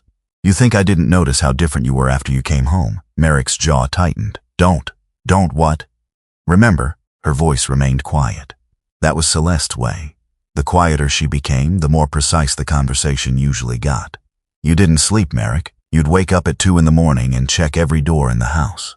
Grocery stores were too crowded. Fireworks put you outside before the first one finished. You had no idea how to talk about yourself in interviews without making it sound like you were applying to invade the building. A reluctant breath escaped him. That happened once, 3 times, 2, 3. He looked away. Celeste softened. I helped you because you needed help. You did. I wrote your resume. You did. I introduced you to the first client who gave you a civilian contract. You did. I sat with you when you couldn't sleep. Merrick met her eyes. You did. The answer cost him nothing. The truth rarely did. Celeste's voice changed. And now I'm suddenly the villain? No, she blinked. Merrick continued. That's what makes it harder. Silence. The radio played softly somewhere beyond the office. Merrick looked down at his hands. You helped me stand up. Celeste's eyes glistened very slightly. He wasn't sure whether anger or emotion caused it. Then somewhere along the way, Merrick said, you stopped believing I could stand if you let go. Celeste did not answer. Her gaze shifted past him, toward the workshop floor, toward the open trapdoor area where the black nose of the trailmaster and part of the deep red courier could be seen from the office. Her eyes changed, only for a second. Merrick saw it anyway, recognition of value, not necessarily greed, calculation. Celeste had built her career by recognizing assets and risk faster than most people. What are those? Projects my mother left unfinished. Worth anything. Merrick almost smiled. There you are. Celeste's expression hardened. I asked a reasonable question. They haven't been valued formally, but potentially. Merrick said nothing. Celeste picked up her gloves. Don't do anything stupid until the lawyers sort this out. Merrick's attention sharpened. Sort what out? Celeste stopped. The room became still. She had made a mistake. A small one. But Merrick had spent half his life noticing small mistakes. What lawyers? He asked. Celeste slipped her gloves on. You think inherited property just appears after a divorce and no one asks questions. You already asked questions. We're making sure everything was disclosed correctly. We? Her jaw tightened. Merrick, no. You came here with mail. Don't turn it into something else. Celeste looked at him for several seconds, then nodded once. I hope this place gives you what you're looking for. I don't know what I'm looking for. That, she said quietly, has always been the problem. She walked out. Tiber watched her leave from the sunlit floor. Merrick did not follow. 2 days later, Dana called. Merrick was cleaning the Trailmaster's fuel lines. Her attorney filed a request for review, Dana said. On what grounds? They're floating a theory that if you substantially improve the machines now, they may argue some appreciation should be examined in connection with property issues left unresolved at judgment. Can they win? Based on what I have? I don't like it. That isn't what I asked. No, I don't think they have a strong claim. Merrick relaxed slightly. Dana continued. But weak claims still cost money. There it was. How much? Depends how annoying they decide to become. Technical legal term? Very. Merrick stared at the open machine. Dana's voice lowered. She doesn't need to win to make staying expensive. Merrick heard the meaning beneath the words. Celeste knew his financial position. She knew exactly how little runway he had. The $7,500 from Eloin's footlocker had felt enormous 2 days earlier. Now Merrick could already see it turning into legal invoices. That evening he stopped working early. He opened one of the cardboard boxes in Eloin's office, put the journals inside, then the photographs, then the folder Dana had given him. He sat on the edge of the cot he had moved into the office and stared at the box. Selling the machines unfinished would still change his life. Oren's rough estimate had been more money than Merrick had ever expected to control again. He could sell, pay the lawyers, buy a small place somewhere quiet. Montana, Idaho, anywhere with enough land for Tiber and few enough people that no one cared who Merrick had been married to. There would be no legal battle over restoration. No winter in an unheated workshop. No fighting a dead woman's unfinished work. Maybe leaving was not cowardice. Maybe leaving was wisdom. Merrick closed the box, then another. He folded the blankets. Tiber watched. The German Shepherd had seen packing before. Deployments, hotels, moves. Changes in routine had always meant something. Merrick carried one box toward the Ford. When he returned, Tiber was gone from the office. Tiber? The dog appeared from the main floor. Something hung from his mouth. The old dark olive working harness. Merrick stopped. Tiber walked toward him and set the harness on the floor, then stood, waiting. It was not magic, not destiny. The harness had spent years meaning one thing in Tiber's trained life: work, routine, purpose. When Merrick began packing, the dog had apparently decided they were preparing for movement and had retrieved the object most associated with doing something together. Merrick stared at it. There is no mission, Ty. Tiber remained standing. Merrick looked at the harness, then at the boxes. No mission. That was exactly the problem. For 20 years, somebody else had defined the objective. Later, Celeste had defined much of civilian life: where to be, who to meet, what needed doing. Even Merrick's attempt to leave Pinewake now was partly a response to Celeste making staying uncomfortable. She would push. He would move. The pattern would remain intact. No one had ordered him to restore the Trailmaster. No one had ordered him to keep Pinewake. No one had ordered him to leave. For once, there was no mission, only choice. Merrick crouched and picked up the harness. Tiber's amber eyes stayed on him. A dog could not understand divorce law, inheritance, pride, or the difference between surrender and strategy. But Tiber understood patterns. When his handler packed, they moved. When the harness came out, they worked. For years, Merrick had trusted the animal to notice a pattern before he did. Maybe the strange thing was not that Tiber had brought the harness. Maybe the strange thing was how long it had taken Merrick to understand what his own hands were doing. He looked toward the workshop floor, then back at the box. Not yet. He carried the box back inside, unpacked the journals. Tiber watched. Merrick hung the harness where it belonged, then picked up his work gloves. The following afternoon, Celeste returned. This time she was not alone. A man stepped from the passenger side of her SUV. He was in his late 40s, thin, pale, neatly shaved, with sandy hair receding at both temples and the cautious posture of someone who preferred arguments to surprises. His dark business suit looked too clean for Pinewake's gravel. He introduced himself as Evan Marlowe, counsel retained by Celeste for post-judgment property review. Evan was courteous, almost apologetic. He handed Merrick a formal request for a limited inspection and valuation. "You're not required to consent today," Evan said. "We can arrange this through counsel." Merrick appreciated that. He called Dana. 20 minutes later, after Dana had reviewed the language, Merrick agreed to a visual inspection only. No touching, no opening panels, no removal of documents. Everything photographed by both sides. Boundaries. Written. Clear. Merrick found he liked boundaries when they were written down. The valuation expert arrived an hour later in a dark sedan. Leland Crow was 53, about 5'11", with a square face, broad jaw, and the slightly heavy middle of a man who spent more time in auction halls than workshops. His skin was fair with a reddish cast from cold. Pale gray eyes moved over Pinewake with detached calculation. Silver gray hair was cut short and combed precisely to one side. He was clean-shaven. His dark charcoal wool overcoat covered a white dress shirt and dark burgundy knit tie. Black tailored trousers fell over polished dark brown leather shoes wholly unsuited to the dirt outside. An expensive stainless steel watch gleamed at his wrist. Crow did not look at Merrick first. He looked at the machines. That told Merrick almost everything. "Mr. Danner," Crow said eventually. "Merrick. Leland Crow." "I gathered." Crow approached the trailmaster without crossing the marked line Merrick had established. His manner remained polite, but his eyes had changed. Interest sharpened into appetite. "You know what you have?" "Enough." Crow crouched slightly, studying body panels, track assemblies, and visible restoration marks. Then he looked at the Fireline Courier. "How complete?" "Not for sale." "I didn't ask whether it was for sale." "You were going to." Crow smiled. Celeste stood near the office doorway. Evan Marlowe remained beside her, taking notes but clearly distancing himself from the developing negotiation. Crow straightened. $375,000 for both as they sit. Merrick stared at him. "No." Celeste looked at Merrick. "Merrick." He ignored her. Crow's smile stayed in place. "Cash transaction. Subject to title verification. Fast closing. No. 450. The number hit harder than Merrick wanted it to. $450,000. No months of restoration. No uncertainty. No legal attrition. A home. Security. Tiber's care for the rest of his life. Merrick felt Celeste watching him. Crow adjusted the cuff beneath his overcoat. "You've fought enough, Commander." Everything inside Merrick went still. He had never told Crow what he had done. Not one word. Evan stopped writing. Celeste's eyes shifted toward Crow. Merrick studied him. "Who told you to call me that?" Crow gave a small shrug. "Public information isn't difficult to find." Merrick's voice stayed level. That wasn't the question. Crow's smile thinned. Celeste interrupted.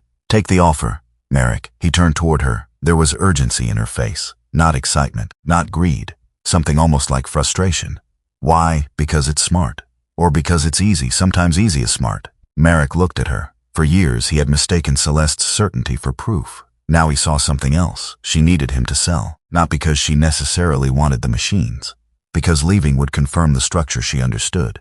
Pressure appeared. Merrick endured briefly. Then Celeste helped choose the next safe move. If he sold, she could still believe he needed the world simplified for him.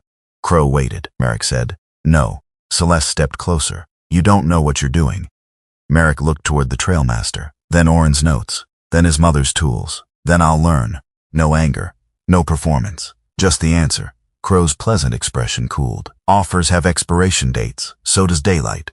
Crow looked toward the windows. Merrick gestured toward the door. "Inspection's over."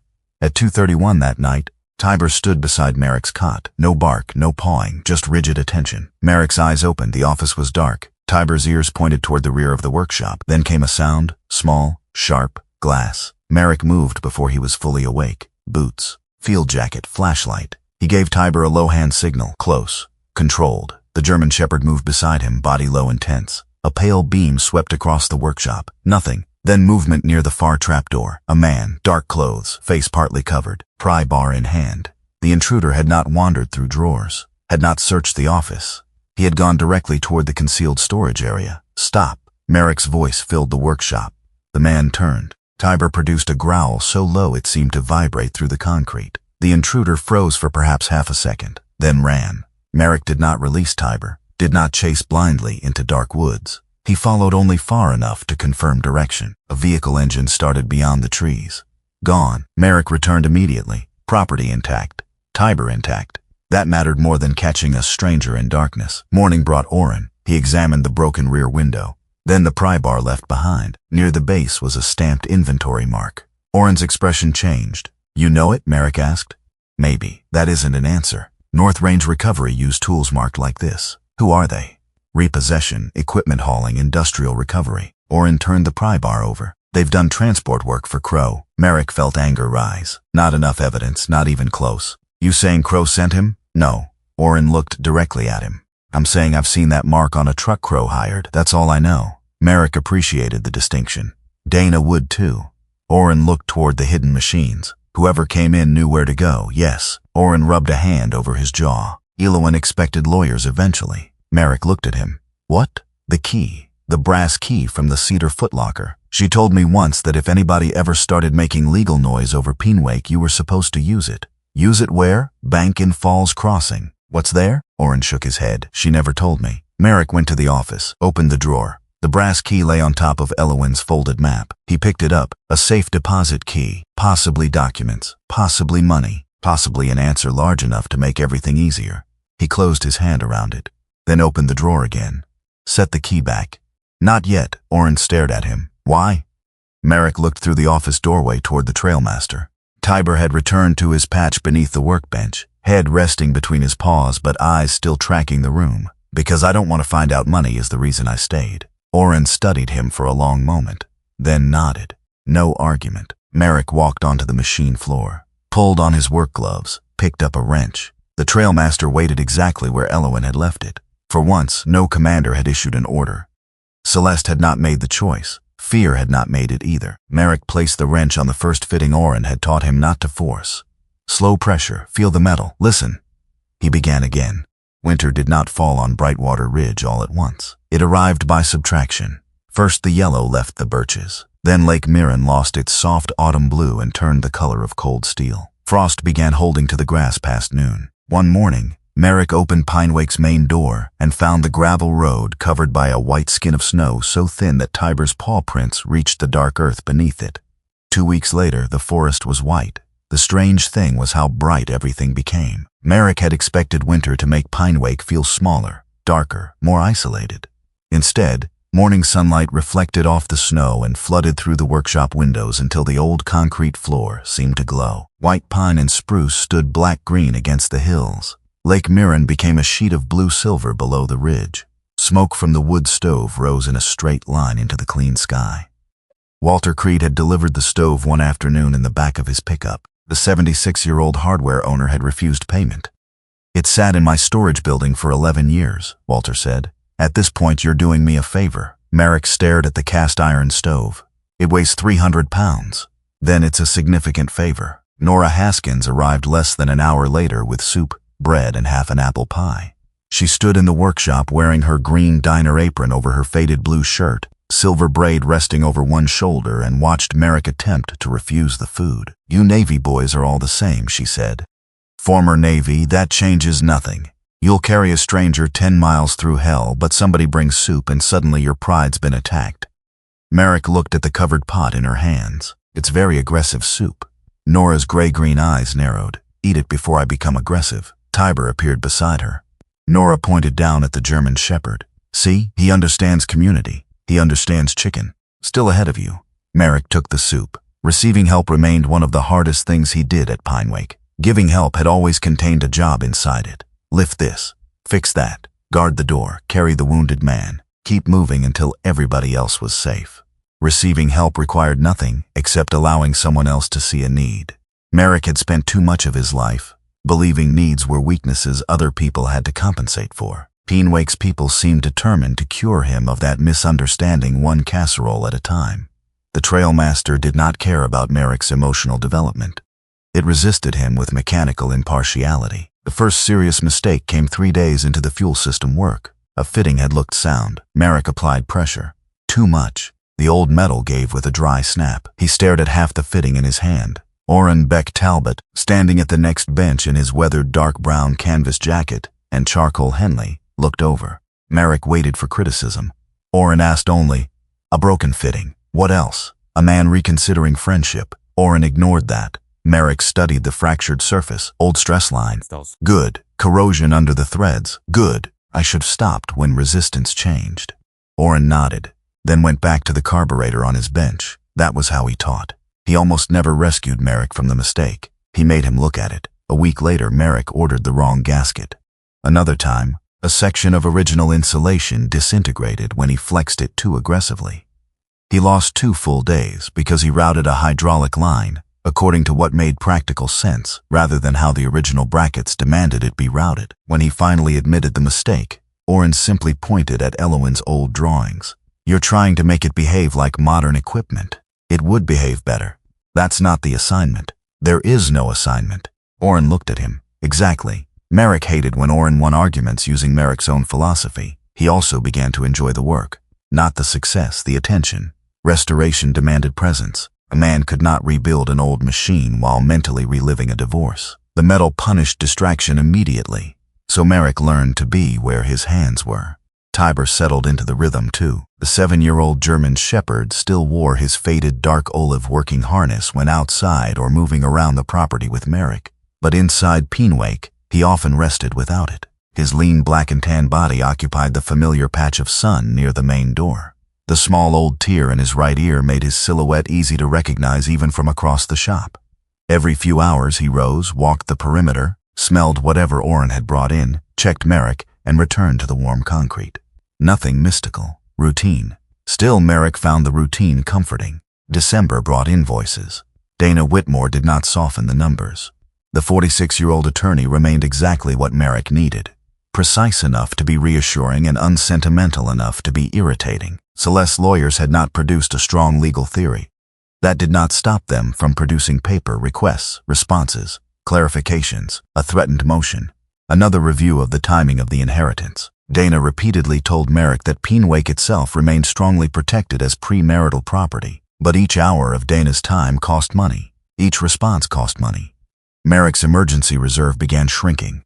Leland Crowe sent another purchase offer, higher than the first, though still well below what Orrin believed the machines might bring if properly completed and documented. Merrick threw the envelope into a drawer, then retrieved it 20 minutes later. That bothered him, not because he wanted Crowe to own the machines, because the offer represented an exit, a very clean one. He could sell the unfinished projects, pay Dana, buy a modest house, give Tiber a yard. Never again wake at 3 in the morning wondering whether a legal filing would erase another month of financial runway. Some nights Merrick sat alone beside the wood stove and heard Celeste's old certainty inside his own thoughts. You don't know how to do this. She had said versions of it for years. Not always cruelly, often lovingly. Let me handle it. You hate this stuff. I'm better at it. And often she had been better. Merrick had simply failed to notice the moment competence became authority. Now every bad repair at Pinewake seemed to whisper that Celeste had been right. Maybe she had known him better than he knew himself. Maybe his independence was only a winter fantasy financed by a dead woman's emergency cash. The Trailmaster's engine refused to start on a Thursday afternoon in January. First attempt, a cough, nothing. Second, crank, no ignition. Third, a brief stumble, then silence. Merrick checked fuel, checked spark, adjusted the carburetors. Fourth attempt, nothing. He waited, rechecked everything. Fifth attempt. The starter ran hot. Fuel smell accumulated under the open panel. Merrick immediately stopped. He stood beside the machine with both hands on his hips. Snow tapped softly against the workshop windows. Orrin had gone back to his own shop 2 hours earlier. No one was there except Merrick and Tiber. Enough. His voice sounded unnaturally loud. Tiber raised his head. Merrick removed his work gloves and dropped them on the bench. The Trailmaster sat in front of him. 90% restored for years and still capable of becoming 100% impossible. Merrick stared at it. You know what? Tiber stood. Merrick looked toward the dog. You're retired. Tiber's ears moved. Maybe you had the right idea.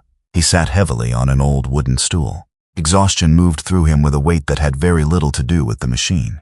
He was tired of proving things, to Celeste, to Orrin, to the dead, to himself. Maybe walking away did not always mean surrender. Maybe sometimes it meant admitting a thing did not belong to you simply because somebody left it in your name. Tiber did not come to him. Instead, the German shepherd crossed the workshop slowly and settled in a rectangle of sunlight near the old photograph wall. Merrick barely noticed at first. Then he looked up. Directly above Tiber hung the photograph of Elowin beside the unfinished Trailmaster chassis years earlier. The same black frame, half assembled. Elowin stood beside it wearing her faded navy blue canvas work jacket and brown work pants, brown-gray hair tied low behind her neck. Grease darkened one hand. She was laughing at whoever held the camera. Merrick stared. Tiber had chosen the warmest place on the floor. Nothing more. But for one suspended moment, the old German shepherd sat beneath Elowin's image as if past and present had accidentally aligned themselves. Merrick felt something tighten in his throat. He had been turning his mother into a myth, without realizing it. Elowin the secret machinist. Elowin the woman who fooled an industry. Elowin who built Pinewake. Elowen, who anticipated his collapse 22 years before he did. A woman like that could become impossible to follow. No mistakes. No doubt. No bad days. Merrick looked at the photograph and thought, I'm not you. The thought hurt because he had begun to believe Pinewake required him to be. The main door opened behind him. Oren entered, carrying a small cardboard box. He stopped. What happened? Nothing. Oren looked at the trailmaster. That nothing smells like gasoline. Merrick rubbed both hands over his face. She made it look easy. Oren stared, then unexpectedly laughed. Not a quiet chuckle, a genuine laugh. Merrick's eyes narrowed. I'm enjoying how supportive this community is. Oren put the box down. You think Elowen made this look easy? The journals aren't exactly full of emotional breakdowns. Which journal? Merrick pointed. Oren took the second leather book from the shelf, opened it near the middle and flipped several pages. Then several more. He handed it over. Read. Merrick did. Machined left bushing 6/1000 under. Beautiful work if I ever need an expensive paperweight. Next page. Carburetor rebuild number 2. Whoever designed this linkage should be forced to apologize in person. Unfortunately, he is probably dead. Another. Stripped 2 threads because I was angry and decided physics should respect my feelings. Physics declined. Merrick looked up. Oren was grinning. There are 11 pages. Merrick kept reading. A coolant line connected incorrectly. An entire assembly removed and redone. A part ordered from Wisconsin that arrived wrong twice. Then, through 9/16 wrench. Wall survived. Pride questionable. Oren survived by accident. Merrick slowly lowered the journal. She threw a wrench at the wall. Oren held up one finger. I was unfortunately near the wall. Merrick laughed. The sound came before he could stop it. He read the line again. Then laughed harder. Tiber lifted his head, watching both men as if they had finally become unreasonable. Merrick looked from the failure log to the photograph above Tiber. For weeks, Pinewake had been teaching him about the life Elowen hid. Now, suddenly, it taught him something more important about the woman herself. She had not been fearless. She had not been infallible. She had machined parts wrong, stripped threads, lost her temper, and once nearly murdered drywall with a wrench. The miracle was not that Elowen never failed. The miracle was much smaller. She came back the next morning. Merrick looked down at the journal. Maybe perseverance had never meant standing untouched while everything broke around you. Maybe it meant allowing the broken part to teach you where your hands had gone wrong. That was a definition he could live with. He stopped adjusting the carburetors. That was the first decision. Instead, he returned to the beginning: fuel delivery, air, pressure, timing. He listened to the engine rather than assuming the problem was where the last symptom appeared. Oren did not help. He remained nearby, working on a small bracket while Merrick tested each possibility. What do you see? Oren asked once. Merrick ignored him. 20 minutes later, he noticed a faint change in idle response during a temporary external feed. He leaned close, listened. A tiny hiss. Almost nothing. He shut everything down and inspected the manifold. There. A vacuum leak so small it had hidden beneath an old joint. The carburetors had never been the real problem. Merrick stared at the leak. For 8 years he had adjusted himself every time something in his marriage ran badly. Become quieter. Become easier. Need less. Ask fewer questions. Like tuning carburetors while air leaked somewhere else. He almost laughed at the metaphor. Don't start talking to machines, Oren said behind him. Go home. I was already leaving. Leave faster. The replacement seal arrived 4 days later. Merrick installed it, retested the manifold, checked every connection twice, then again.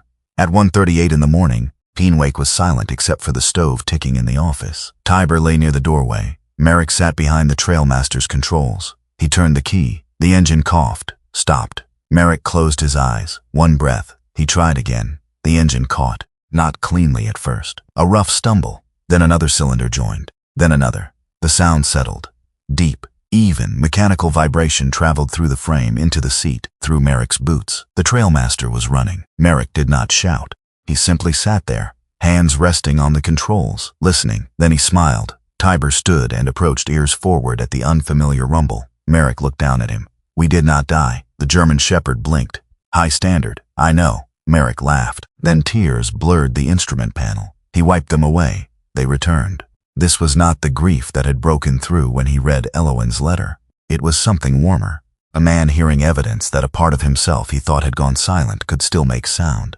At sunrise, Merrick opened Pinewake's main doors. Fresh snow covered the gravel test loop. The sky was bright blue. Spruce branches held white along their upper surfaces. He eased the trailmaster outside. Slowly. No heroics. No speed. The tracks gripped, the machine moved. Tiber ran beside it, lean body cutting through shallow snow, black saddle bright against the white ground. Merrick completed one loop, then another. By the third, he was smiling without trying to. Oren arrived halfway through the fourth. He parked at the gate and watched. Did not wave Merrick down. Did not interrupt. Some victories, Merrick understood, should be allowed to finish before witnesses spoke. 3 days later, Merrick called Northern Heritage Machinery Review. The first person who took him seriously was Grace Ellison, the magazine's 52-year-old editor. On their video call, Grace appeared as a slender woman with a narrow, thoughtful face, fair skin, silver blonde hair cut in a practical chin-length bob, and black reading glasses perched low on her nose. She wore a simple navy sweater and had the skeptical patience of someone who had spent decades listening to collectors exaggerate provenance. "So let me understand," Grace said. "Your mother restored equipment for 30 years under initials most clients assumed belonged to a man. Yes. You have build logs? Yes. Invoices? Yes. Serial records? Yes. Photographs? Hundreds. And you just completed one of her final machines." Merrick looked toward the trailmaster. "Yes." Grace became very still. "Mr. Danner, do not clean another document. Do not laminate anything. Do not let anybody improve the photographs. I wasn't planning to. You'd be surprised. I frequently am lately." That earned a small smile. The magazine sent a researcher, then another. They verified customer records, serial numbers, old invoices, and surviving machines tied to E.R. Danner. 3 weeks later, the cover appeared. The woman behind E.R. Danner Elowen's face was on it, not Merrick's, exactly as he wanted. Calls followed. Collectors, museums, restoration clubs, then letters. One came from an 81-year-old man in Michigan. E.R. Danner rebuilt my father's snow carrier in 1991. We ran it for 14 more winters. We never knew E.R. was Elowen. Please know that your mother's hands kept our family working. Merrick read the letter twice. He sat in Elowen's office with Tiber lying beneath the desk. A photograph of his mother rested beside the lamp. Merrick touched one finger to its edge. "They know your name now." Tiber sighed in his sleep. For once, Merrick did not need a better answer. Several days later, Oren placed the brass key on the workbench. "You ready?" Merrick looked at it. This time he was. Dana had already contacted the bank in Falls Crossing and confirmed that the safe deposit box was held through the Danner Family Maintenance Trust, with Merrick listed as successor beneficiary. The bank required identification and trust documentation before access. No mystery loophole, just paperwork. Dana approved. Falls Crossing lay 25 minutes east. The bank was a modest red brick building. A middle-aged bank officer with close-cropped gray hair, a round face, and the careful courtesy of a man accustomed to confidential things, verified Merrick's documents, matched the key number, and led him into the vault area. Dana waited with him. The box contained folders, not treasure, paper, patent records, licensing agreements, trust statements, old correspondence, legal waivers, and one sealed letter. Dana read the financial documents first. Her eyebrows rose. "That bad?" Merrick asked. "The opposite. Liquid trust balance, $327,846. More important were the licensing agreements. Elowen had patented a load-balancing coupling system used in tracked utility equipment and industrial winch assemblies. 2 manufacturers still license variations of it. Annual royalties fluctuated between approximately $38,000 and $55,000.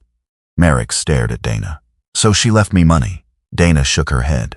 "She left you an income-producing asset and enough liquidity to stop anybody from bleeding you dry through fees. That distinction mattered." Merrick opened Elowen's letter. It was shorter than the first. "Merrick, if you have opened this box, I hope it means you stayed long enough to make your own decision before money made it for you." His throat tightened. "I wanted you to have enough that you would never remain anywhere, simply because you could not afford to leave. But I did not want to leave so much that you would never need to build a life. Freedom without purpose can become another empty room. Take what I made, add something of your own. Love, Mom." Merrick folded the letter. He could leave now. That realization was different from wanting to leave. He could hire someone to finish the courier, sell Pinewake, buy land, disappear. No poverty held him. No Celeste, no court filing, no obligation to prove anything. The next morning, Merrick arrived at Pinewake before sunrise. He opened the main doors. Cold light spread across the floor. Tiber walked to his familiar patch of sun and lowered himself onto the concrete. Merrick carried Elowen's journal to the second hidden machine. The deep red Fireline courier waited beneath the overhead lights. He removed the side panel, found the unfinished primary drive assembly, set the journal beside him, then reached for the first tool, For most of Merrick Hale Danner's adult life, staying had meant enduring something because leaving felt impossible. This time he could leave. That was precisely why staying finally belonged to him. By the second week of March, winter had begun loosening its grip on Brightwater Ridge. Not surrendering, just loosening. Snow still covered the north-facing ground beneath the spruce, but along Pinewake's southern wall, thin silver streams ran from the roof each afternoon and froze again after sunset. Lake Mirren remained mostly sealed beneath ice, though dark seams had begun appearing near the reeds. The forest sounded different. Water dripped. Branches released clumps of snow. Somewhere far down the ridge, a woodpecker had begun hammering on a dead pine every morning, with the unreasonable confidence of something that had never paid a heating bill. Inside Pinewake, Merrick Hale Danner worked on the Fireline Courier. The second machine felt nothing like the first. The trailmaster had taught him patience. The Courier demanded judgment. At 43, Merrick still looked exactly like the man who had arrived at Pinewake months earlier. Tall at 6'1", broad-shouldered, rugged and controlled with a hard, practical build shaped by years in the Navy SEALs. His angular face remained weathered beneath short, dark stubble, deep blue-gray eyes set beneath a brow that seemed permanently made for concentration. His short, dark brown military-cut hair showed early silver at both temples. The olive-green field jacket had acquired faint stains of machine oil along one sleeve and a repaired tear near the elbow. Beneath it, he still wore the red and deep navy plaid flannel shirt, dark green cargo pants, worn brown leather boots, and the old military field watch at his left wrist. The clothes had not changed. The man inside them had. Months earlier, Merrick had needed Orrin to stop his hand before he damaged old steel. Now Orrin sometimes stood across the workshop and watched Merrick make decisions without saying a word. That silence had become a form of approval. The Fireline Courier lay open beneath overhead lamps, its deep red body panels removed and lined carefully along padded wooden stands. Unlike the compact black Trailmaster, the Courier had been designed with a longer chassis, more complex cooling, a partly enclosed rear compartment, and an experimental primary drive system that appeared elegant, only after a person understood how many opportunities it offered to ruin an afternoon. Merrick understood those opportunities intimately. He had already rebuilt the unfinished brake linkage, reconditioned the old gauge housings, machined 2 small spacers according to Elowen's drawings, then rejected the first pair because he did not like the tolerances. 3 months earlier, throwing away his own finished parts would have felt like failure. Now it felt like workmanship. Orrin noticed. "You're getting expensive," he said one morning. Merrick looked up from the lathe. "How? You just scrapped 2 parts you could made work." "They were wrong. They were usable. They were wrong." Orrin's dark brown eyes narrowed with amusement. "Yeah, definitely getting expensive." Merrick returned to the machine. "Send the complaint to management. You are management." Then it's already been ignored. From his spot near the front door, Tiber opened one amber eye. Orrin pointed toward the German Shepherd. "There's management." Tiber closed the eye again. "Strong leadership," Merrick said. The 7-year-old retired K9 had adjusted to Pinewake so completely that Merrick sometimes wondered whether Tiber had understood the place before he had.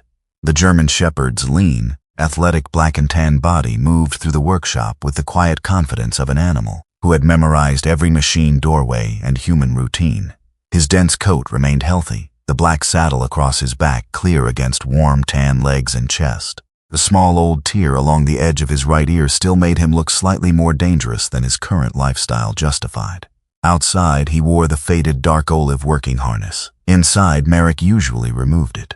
One cold morning, after an overnight freeze turned the meltwater near Pinewake into thin sheets of ice, Tiber rose from his bed more slowly than usual. Merrick noticed immediately. The dog's right hind leg remained stiff for the first few steps. Nothing dramatic. No cry, no collapse. Just a brief reluctance in the joint. Tiber walked it off within a minute. Merrick still set down the wrench in his hand. "Tiber." The dog stopped. Merrick crouched. He ran both hands carefully along the German Shepherd's hindquarters, checking hips, knee, paw, range of motion. Tiber tolerated the inspection with the patience of someone who had been medically examined more times than he considered necessary. The old injury pattern felt familiar. Years of service, hard landings, cold ground, time. Merrick worked his fingers gently along the muscles above the joint. "You're getting old." Tiber turned his head and looked at him. Merrick considered.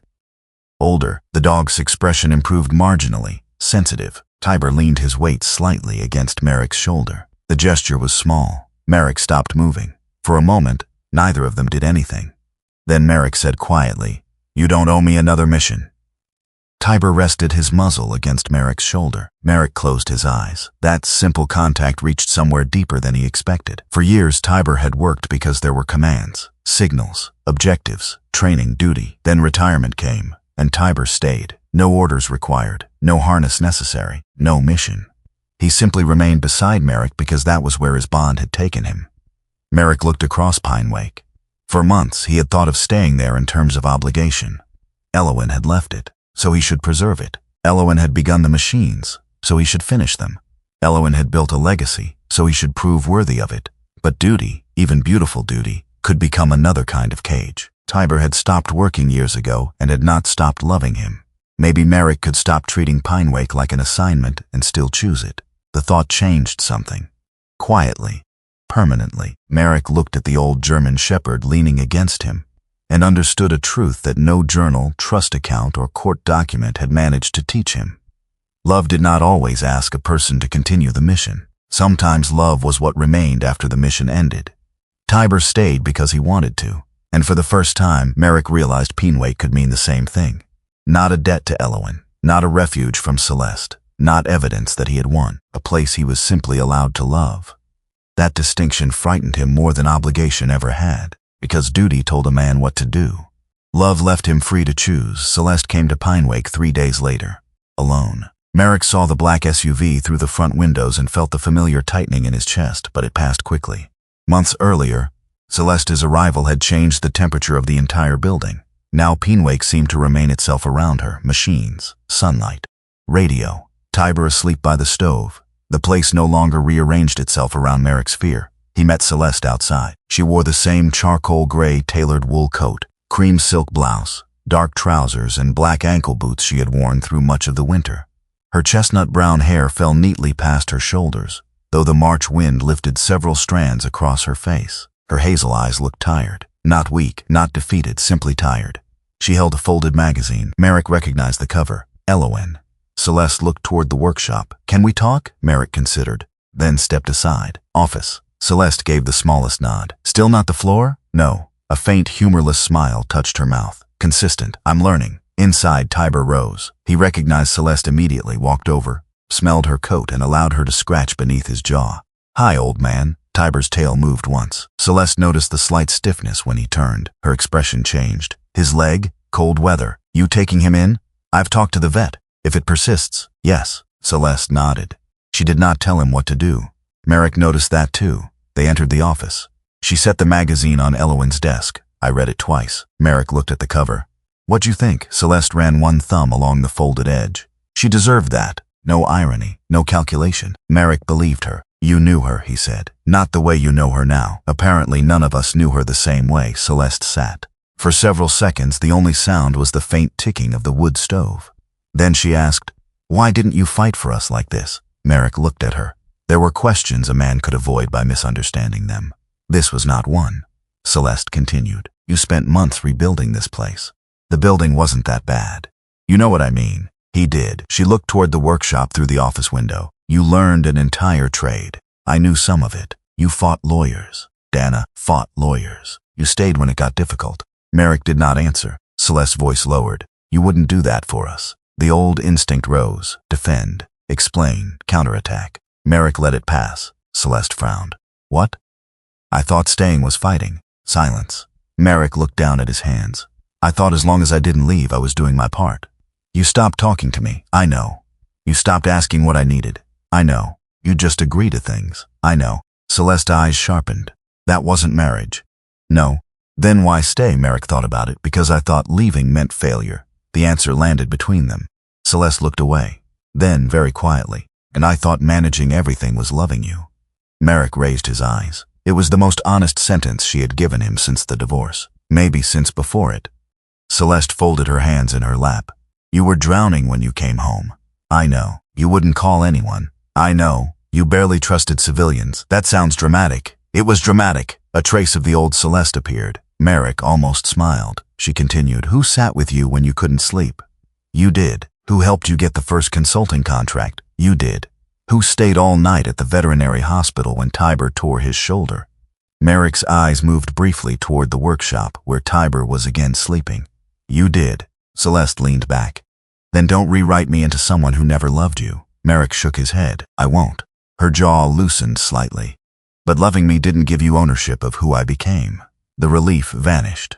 Celeste looked at him. That's what you think I did? Not at first. She stared at the magazine. Merrick continued. You helped because I needed help. Yes, then you got used to being necessary. Celeste looked wounded. He did not soften the truth, and I got used to letting you be. She looked back at him. That mattered. Merrick was not putting the whole failure in her hands. He had participated. Different reasons. Same structure. Celeste breathed slowly. I didn't wake up one morning and decide to control you. I know. I thought I was protecting what we built. I know. And maybe I was afraid. Merrick waited. Celeste gave a small, bitter laugh. There. Your mother was right. That should make you happy. It doesn't. She believed him. That was almost worse. They sat quietly. Eventually Celeste stood. At the door she stopped. I don't know what happens to us after all the lawyers are done. Merrick answered honestly. Neither do I. I mean as people. I know. She nodded, then looked back at him. I really am glad they know her name. Merrick glanced toward Elowen's photograph. Me too. Celeste left. No victory, no defeat. Just two people who had finally named the machinery of a marriage after it had already broken. The Fireline Courier was finished on March 28th. Not because the work suddenly became easy. Because Merrick stopped needing the work to prove anything. The primary drive came together first. Then the brake linkage, cooling lines, gauge, electrical. He used Elowen's drawings where they made sense. Where she had left unresolved questions, Merrick made decisions of his own. Oren questioned some, approved others. Argued about one cooling line route for nearly an hour before Merrick demonstrated that his version allowed easier service access without altering the original mounting points. Oren stared at the line, then at Merrick. You planned that? No. Liar. Merrick smiled. On the afternoon of the first start, melting snow ran steadily from Pinwake's roof. Sunlight crossed the workshop floor. Nora arrived with coffee. Walter came in carrying absolutely nothing, which Merrick found suspicious. I heard there was a machine start, Walter said. There may be. That means there's coffee. Nora brought coffee. That's why I came empty-handed. Parasite, Nora said. At my age, it's called efficiency. Oren stood near the courier. Tiber lay out of the way, head up. Merrick climbed into the driver's position. He looked around. Not a crowd, exactly the right people. He engaged power, waited, turned the starter. The courier cranked. Once. Again. Then the engine caught. Sharper than the Trailmaster. Higher. Cleaner. A quick mechanical pulse settling into a steady rhythm. Nora put one hand over her mouth. Walter's pale blue eyes brightened. Oren listened for several seconds. Your mother would have said it sounds right. Merrick listened too. The engine was not Elowen's. Not entirely. Her measurements lived inside it. Her workmanship. Her choices, but so did Merrick's. The cooling route. 2 machine spacers. Electrical decisions. Corrections, patience. He shook his head. No. Oren looked at him. Merrick smiled. It sounds like mine. Oren stared for half a second, then nodded. Yeah, he understood. Later that evening, Merrick stood between the 2 machines, the black Trailmaster, the red Courier, one for memory, one for motion. The phrase no longer sounded mysterious. The Trailmaster had become the machine that brought Elowen back into the room. The Courier had become the machine that allowed Merrick to step out of her shadow. Keeping both suddenly felt wrong. Not because he needed money. He didn't. But restoration was not preservation by imprisonment. A machine built to move should move. The following morning, Merrick called Grace Ellison at Northern Heritage Machinery Review. 2 weeks later, an invitation arrived, heavy cream paper, embossed lettering. The Great North Heritage and Restoration Exhibition, a major annual event held near Lake Superior, bringing together museums, collectors, restoration houses, preservation groups, and specialty auction firms from across North America. The organizers invited the Trailmaster for exhibition. The Fireline Courier was offered a featured auction position. Merrick read the invitation twice. Oren leaned against the workbench. You're doing it. Merrick looked at him. You know that before I do? I've known since you said one for motion without saying it. That sounds like something Elowen would say. Sorry. Merrick studied the Courier. I keep the Trailmaster. Yes. Courier's goes. Yes. And Pinewake? Oren stopped smiling. That was the real question. Merrick had thought about it for weeks. He did not want Pinewake to become a museum. He did not want to turn Elowen into a brand printed on coffee mugs and t-shirts. He did not want a sprawling nonprofit with committees, donors, and mission statements long enough to require subtitles. He wanted work. Good work. and perhaps one person at a time. Someone like Orrin had been. Someone like Merrick had become after leaving the Navy. Not helpless, not broken, just between identities. A restoration shop, Merrick said. Orrin nodded. Small, good, one apprentice at a time. Orrin considered. Paid? Yes. Veterans priority, not exclusively. Young mechanics if they need a door. Orrin looked toward Elowen's old workbench, then back at Merrick. You asking me to work for you? No. Good. I'm asking if you want half the trouble. Orrin smiled. Partner, if you're stupid enough. I learned from the best. Merrick held out his hand. Orrin took it. No ceremony, no lawyer yet. Just agreement. The paperwork could follow. Some things were still allowed to begin with a handshake. The night before they were scheduled to leave for the exhibition, Pinewake was quiet. The courier had already been professionally transported to the venue. The trailmaster had gone with it for display. For the first time in months, the central floor looked strangely empty. Merrick sat alone at Elowen's old desk. Tiber slept nearby. The German shepherd's breathing was slow and steady. Merrick opened the last journal. He had avoided the final page. Not deliberately, perhaps, but there it was. Elowen's handwriting had become slightly shakier near the end. One final line sat beneath a set of measurements. A machine is finished when it can carry its own weight. People may take longer. Merrick read it again, then closed the journal. Outside, snowmelt ran beneath the eaves. Tomorrow there would be collectors, auction numbers, questions. Possibly Celeste, possibly Crow, possibly more trouble. Merrick could not control any of it. The stressing thing was that he no longer needed to. Months earlier, uncertainty had felt like failure. Now it simply looked like tomorrow. He reached down and rested a hand on Tiber's shoulder. The dog opened one amber eye. We'll see what happens. Tiber closed it again. Merrick smiled. For once, that was enough. He had a home he could leave, a past he could honor without living inside it, a partner who stayed without orders, and a future that did not need to be guaranteed before he chose it. For the first time in years, Merrick Hale Danner possessed something more valuable than property, the right to decide what came next. The Great North Heritage and Restoration Exhibition occupied a timber and glass hall on the western edge of Lake Superior, where spring sunlight came off the water hard enough to turn every polished piece of chrome into a small star. Merrick had expected noise. He had not expected reverence. Collectors moved between display platforms, speaking in lowered voices. Museum representatives bent over placards with notebooks in hand. Restoration houses had brought machines that looked less like equipment than monuments to human stubbornness. Old tracked carriers, pre-war utility engines, Forest Service rigs, snow machines built in eras when men solved problems with steel because electronics had not yet been invented to disappoint them. Press badges flashed beneath the high timber beams. Somewhere beyond the glass wall, Superior stretched blue-gray to the horizon. Merrick Hale Danner stood beside the trailmaster in the same clothes he had worn through almost every important day since coming to Pinewake. The weathered olive-green field jacket, red and deep navy plaid flannel shirt, dark green cargo pants, and worn brown leather boots. His old military field watch remained strapped to his left wrist. Months of workshop work had added faint permanent traces of oil to the jacket cuffs. He preferred that to a suit. At 43, Merrick still carried the broad shoulders and hard, balanced build left by decades of Navy SEAL training. His angular, sun-weathered face was roughened by short, dark stubble, and his deep blue-gray eyes continued to scan rooms out of habit, even when there was nothing in them more dangerous than wealthy collectors holding champagne. His dark brown hair remained cropped short, early silver visible at both temples. Beside him stood Tiber. The 7-year-old German shepherd wore his faded dark olive working harness. His black and tan coat had been brushed that morning, though one side of his muzzle already carried a streak of dust from investigating a crate he had been specifically told not to investigate. His deep amber eyes moved through the hall calmly. The small tear along his right ear made him look more intimidating than the way he was currently staring at a catering tray. Absolutely not, Merrick murmured. Tiber looked at him, then at the tray. Your pension does not include shrimp.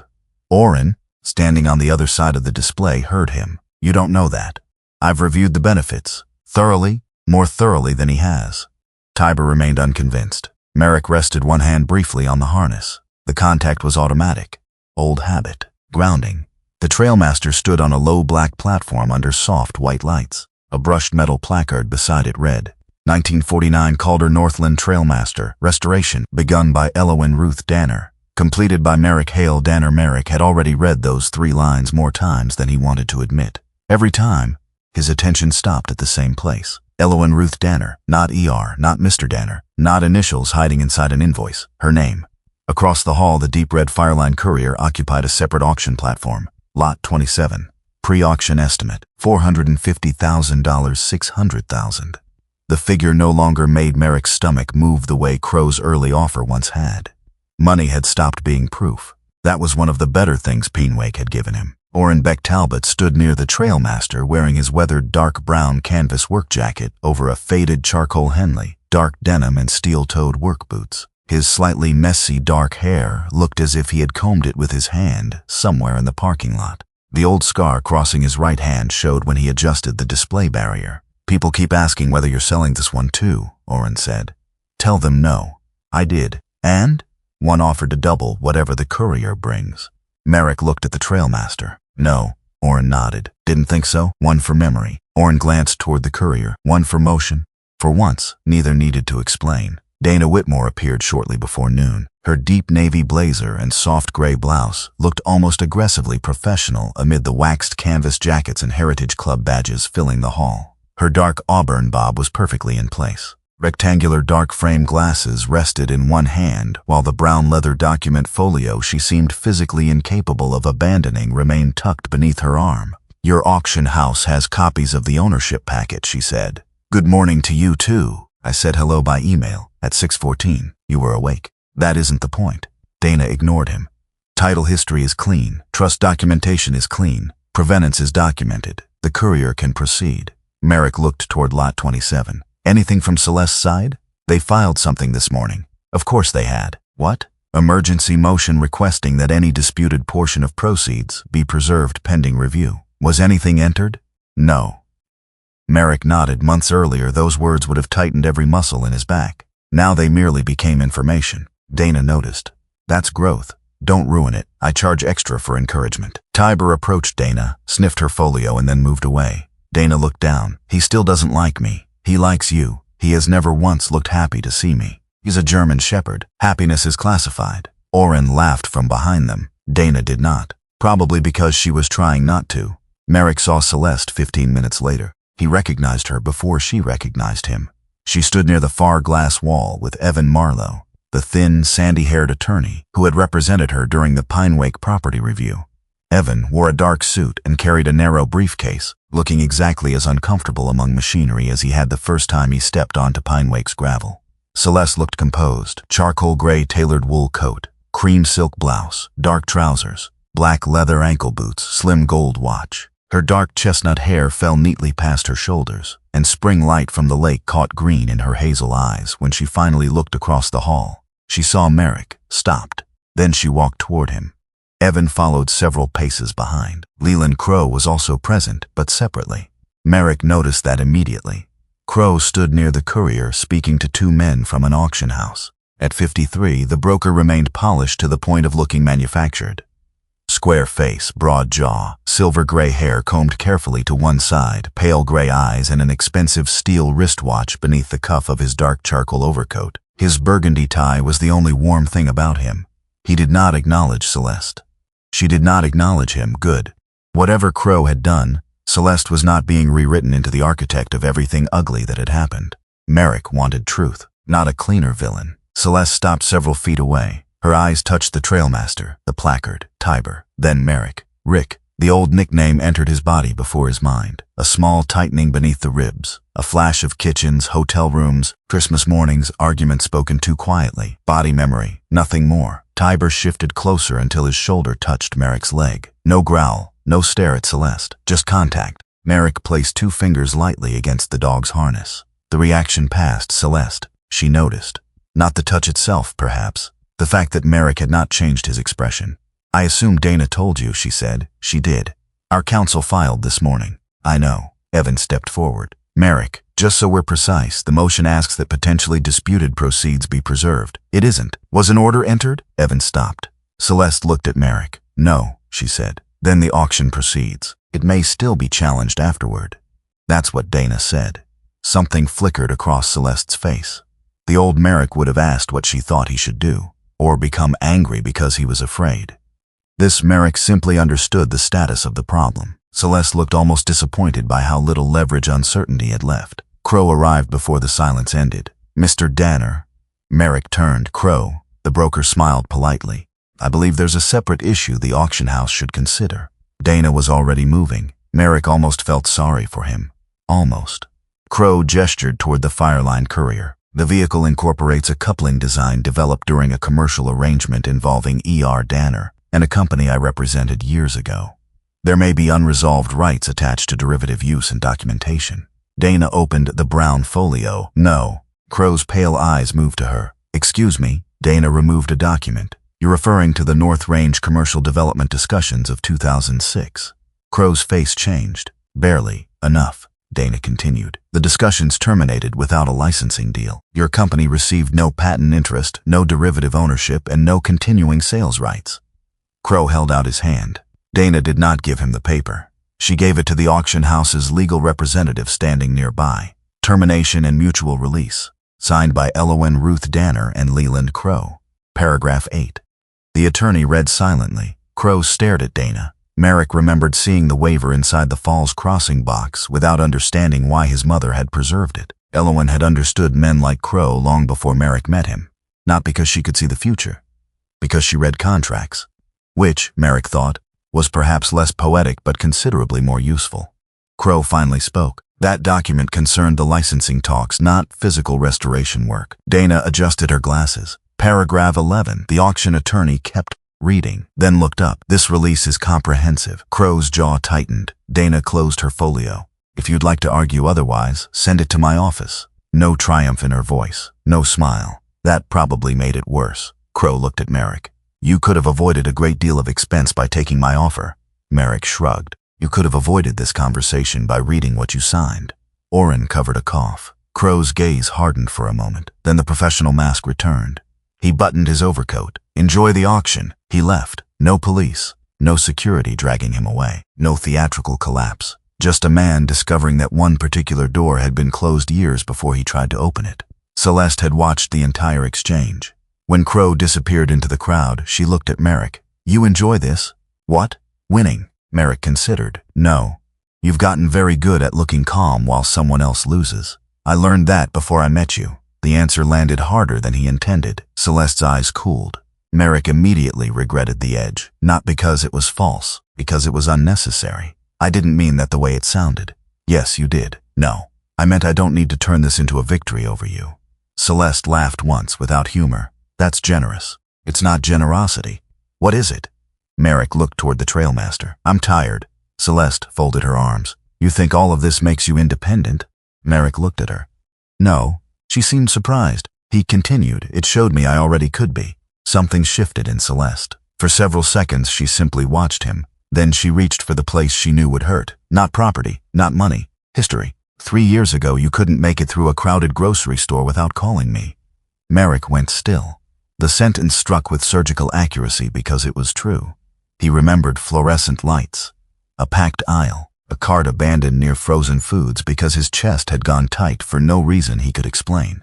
Calling Celeste from the parking lot, her arriving without judgment, driving him home. The conversations nearest them faded as people sensed tension and became politely interested in nearby machinery. Celeste took a breath. I was there, Merrick. Tiber moved his weight against Merrick's leg. This time Merrick did not reach for the harness. He did not need to. For months, Merrick had believed the final test would be whether he could stand in front of Celeste, without remembering the man who had once needed her. Now he understood the opposite. Freedom did not require forgetting that man. It required refusing to be ashamed of him. Celeste had seen him weak. She had helped him when the world outside the military felt louder and stranger than combat ever had. That history was real. And because it was real, Merrick no longer needed to run from it. The old guilt had always whispered that acknowledging what Celeste had done meant surrendering the right to name what came later. But two truths could stand beside each other. She had loved him, and she had controlled him. He had needed her, and later, he had given her too much. Gratitude did not erase harm. Harm did not erase gratitude. For the first time, Merrick could take oath without letting either one own him. Yes, Merrick said. Celeste blinked. You were there. Her expression changed slightly. Merrick continued. You sat with me when I couldn't sleep. Celeste said nothing. You helped me get my first civilian contract. Her arms lowered. You stayed at the veterinary hospital when Tiber was hurt. Tiber's ear flicked at his name. I remember all of it. Celeste's eyes glistened. I won't erase any of that because the marriage ended. For a moment, hope entered her face. Not necessarily hope of reconciliation. Something closer to proof that the old bond still held authority. Merrick understood, so did she perhaps, when he spoke again. But being grateful to someone doesn't mean giving them a lifetime lease on your choices. Her face closed. So I'm nothing now, no. The answer came immediately. Celeste looked at him. You were 11 years of my life. He let that sit between them. That matters. Her lips parted slightly. But you don't get to own year 12. The words were quieter than everything around them. That was why they carried. Merrick did not say them for the crowd. He barely noticed anyone else existed. Celeste looked away, out across Lake Superior. When she spoke again, her voice had lost its sharpness. You used to say we'd grow old in that house. I know. And now you don't even want it. No, you lost the company. Yes, the cabin. Yes, the money. Merrick nodded. For a while I thought you took everything. Celeste looked at him again. The house, the company, the accounts. Merrick glanced toward the trailmaster. Eloin's photograph mounted beside the display. Oren near the auction barrier. Tiber at his leg. They weren't everything. Celeste's jaw tightened. You wouldn't be standing here if I hadn't left. It could have been an accusation or a defense. Merrick thought before answering. You may be right. That surprised her. He gave a small, tired smile. Sometimes the ground has to disappear before you notice what's underneath it. Celeste looked at him for a long time. Merrick felt no need to fill the silence. Finally he said, I don't hate you, Celeste. She swallowed. I just don't belong to you anymore. He turned. Tiber turned with him. Merrick walked away. No applause followed. He was grateful. He did not look back to see whether Celeste was angry, crying, relieved, or simply standing there. Her reaction no longer determined whether he had said the right thing. That was the point. The Fireline Courier went to auction at 4:12 that afternoon. Merrick stood with Oren and Dana near the back of the room. He did not bid. That seemed worth clarifying. The auction opened at $350,000, $400, $475, $520. Then bidding slowed. A museum representative dropped out. A collector from Wisconsin stayed in. So did a private preservation foundation bidding remotely. $580, $595, $600. Merrick felt Oren shift beside him. The remote bidder offered $612,000. Silence, the auctioneer asked once. Twice. Sold, the hammer fell. Oren released a long breath. 612, I heard. You look disappointed. I was hoping for 613. Oren stared at him. Merrick smiled. Relax. Tiber sat between them and yawned. The crowd applauded the sale. Merrick looked instead toward the trailmaster. That one was going home. The remaining legal dispute ended quietly, exactly as Merrick wanted. Dana produced the complete premarital title chain, trust documents, patent ownership, licensing records, and financial tracing. Celeste's counsel withdrew the remaining property claims after review. No courtroom scene, no judge delivering justice in a speech, no punitive ruin. Just documents doing what properly kept documents were supposed to do. The divorce remained a loss. It did not need to become a war. After taxes, auction commissions, and restoration-related expenses, Merrick set aside enough from the courier sale to repair Pinwake's roof, replace the main doors, update electrical safety systems, and establish a modest apprenticeship fund. He did not marble the office. He did not buy a new truck. The old Ford objected to this lack of gratitude by developing a squeak in the driver's door. By early summer, Pinewake looked alive rather than renovated. That mattered. The old workbenches remained. So did their scars. Eloin's machine tools stayed where she had placed them whenever practical. The new roof no longer leaked. The main doors opened smoothly. Oren's name appeared beside Merrick's on the business paperwork. No giant organization followed. No sprawling veteran campus. Pinewake remained a restoration shop and one apprenticeship, one person at a time. The first was Dylan Hartwell, a 24-year-old Army veteran who had spent several years maintaining transport vehicles before leaving the service and discovering that being competent at a military job did not automatically explain what to do with a civilian life. Dylan was a little under 6 feet, lean and long-armed, with close-cut sandy brown hair, fair skin that burned easily, and a narrow face made younger by the fact that he had not yet decided whether to grow a beard or stop trying. His gray eyes rarely stayed in one place when he was nervous. He arrived wearing a faded work jacket and carrying a resume that apologized for itself. Merrick read it once. Dylan stood across from the workbench. I know I don't have restoration experience. No, I can learn. Probably. Dylan swallowed. I haven't really figured out what I'm doing since I got out. Merrick looked at him. Months earlier, he might have offered advice, a speech, something about purpose. Instead, he remembered Elowen catching Oren with a stolen socket set.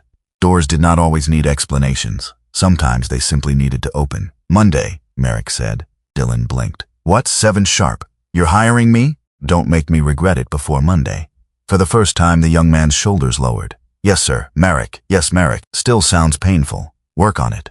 Dylan smiled despite himself. Nora continued bringing pie. Walter continued complaining that modern replacement parts cost twice what they were worth and lasted half as long. Oren continued disagreeing with Merrick often enough to prove the partnership remained healthy. Tiber continued sleeping in his patch of sunlight near the main doors. Life did not become perfect. It became ordinary. That was better. One early summer morning, Merrick opened Pinewake before anyone else arrived. Sunlight poured across the floor.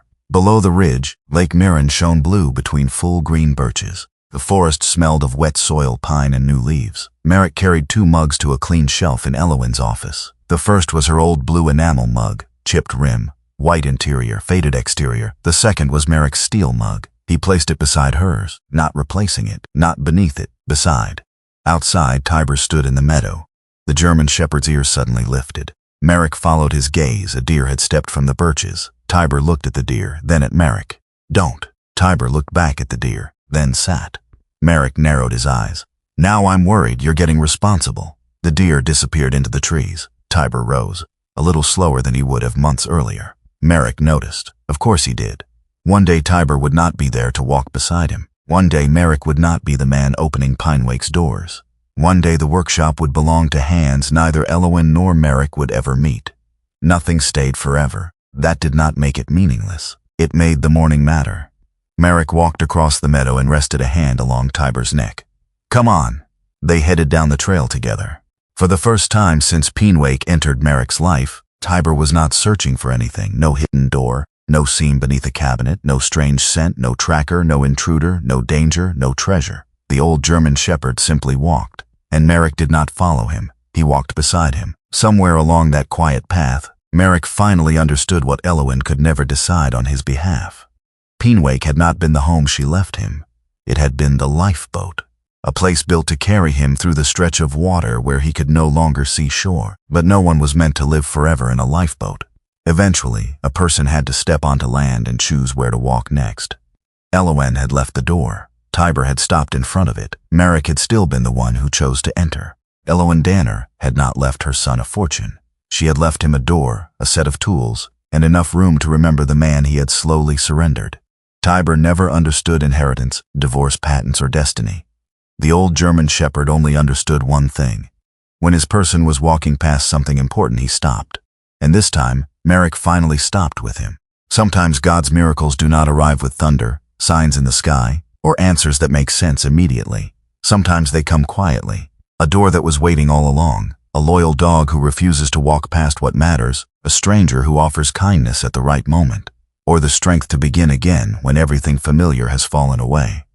Merrick believed he had lost his home, his future, and the life he had spent years building. But perhaps God was not only taking him away from what was broken. Perhaps he was guiding him back toward something Merrick had forgotten.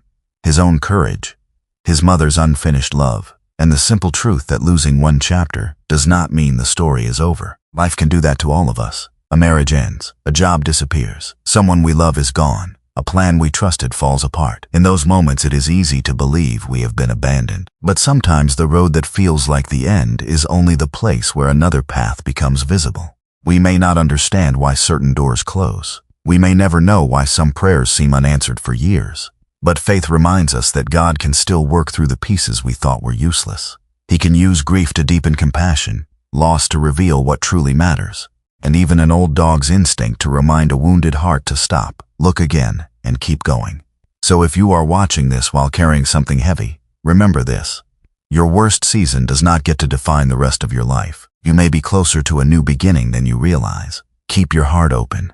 Pay attention to the quiet doors. And when kindness, love, or an unexpected second chance appears, have the courage to step toward it.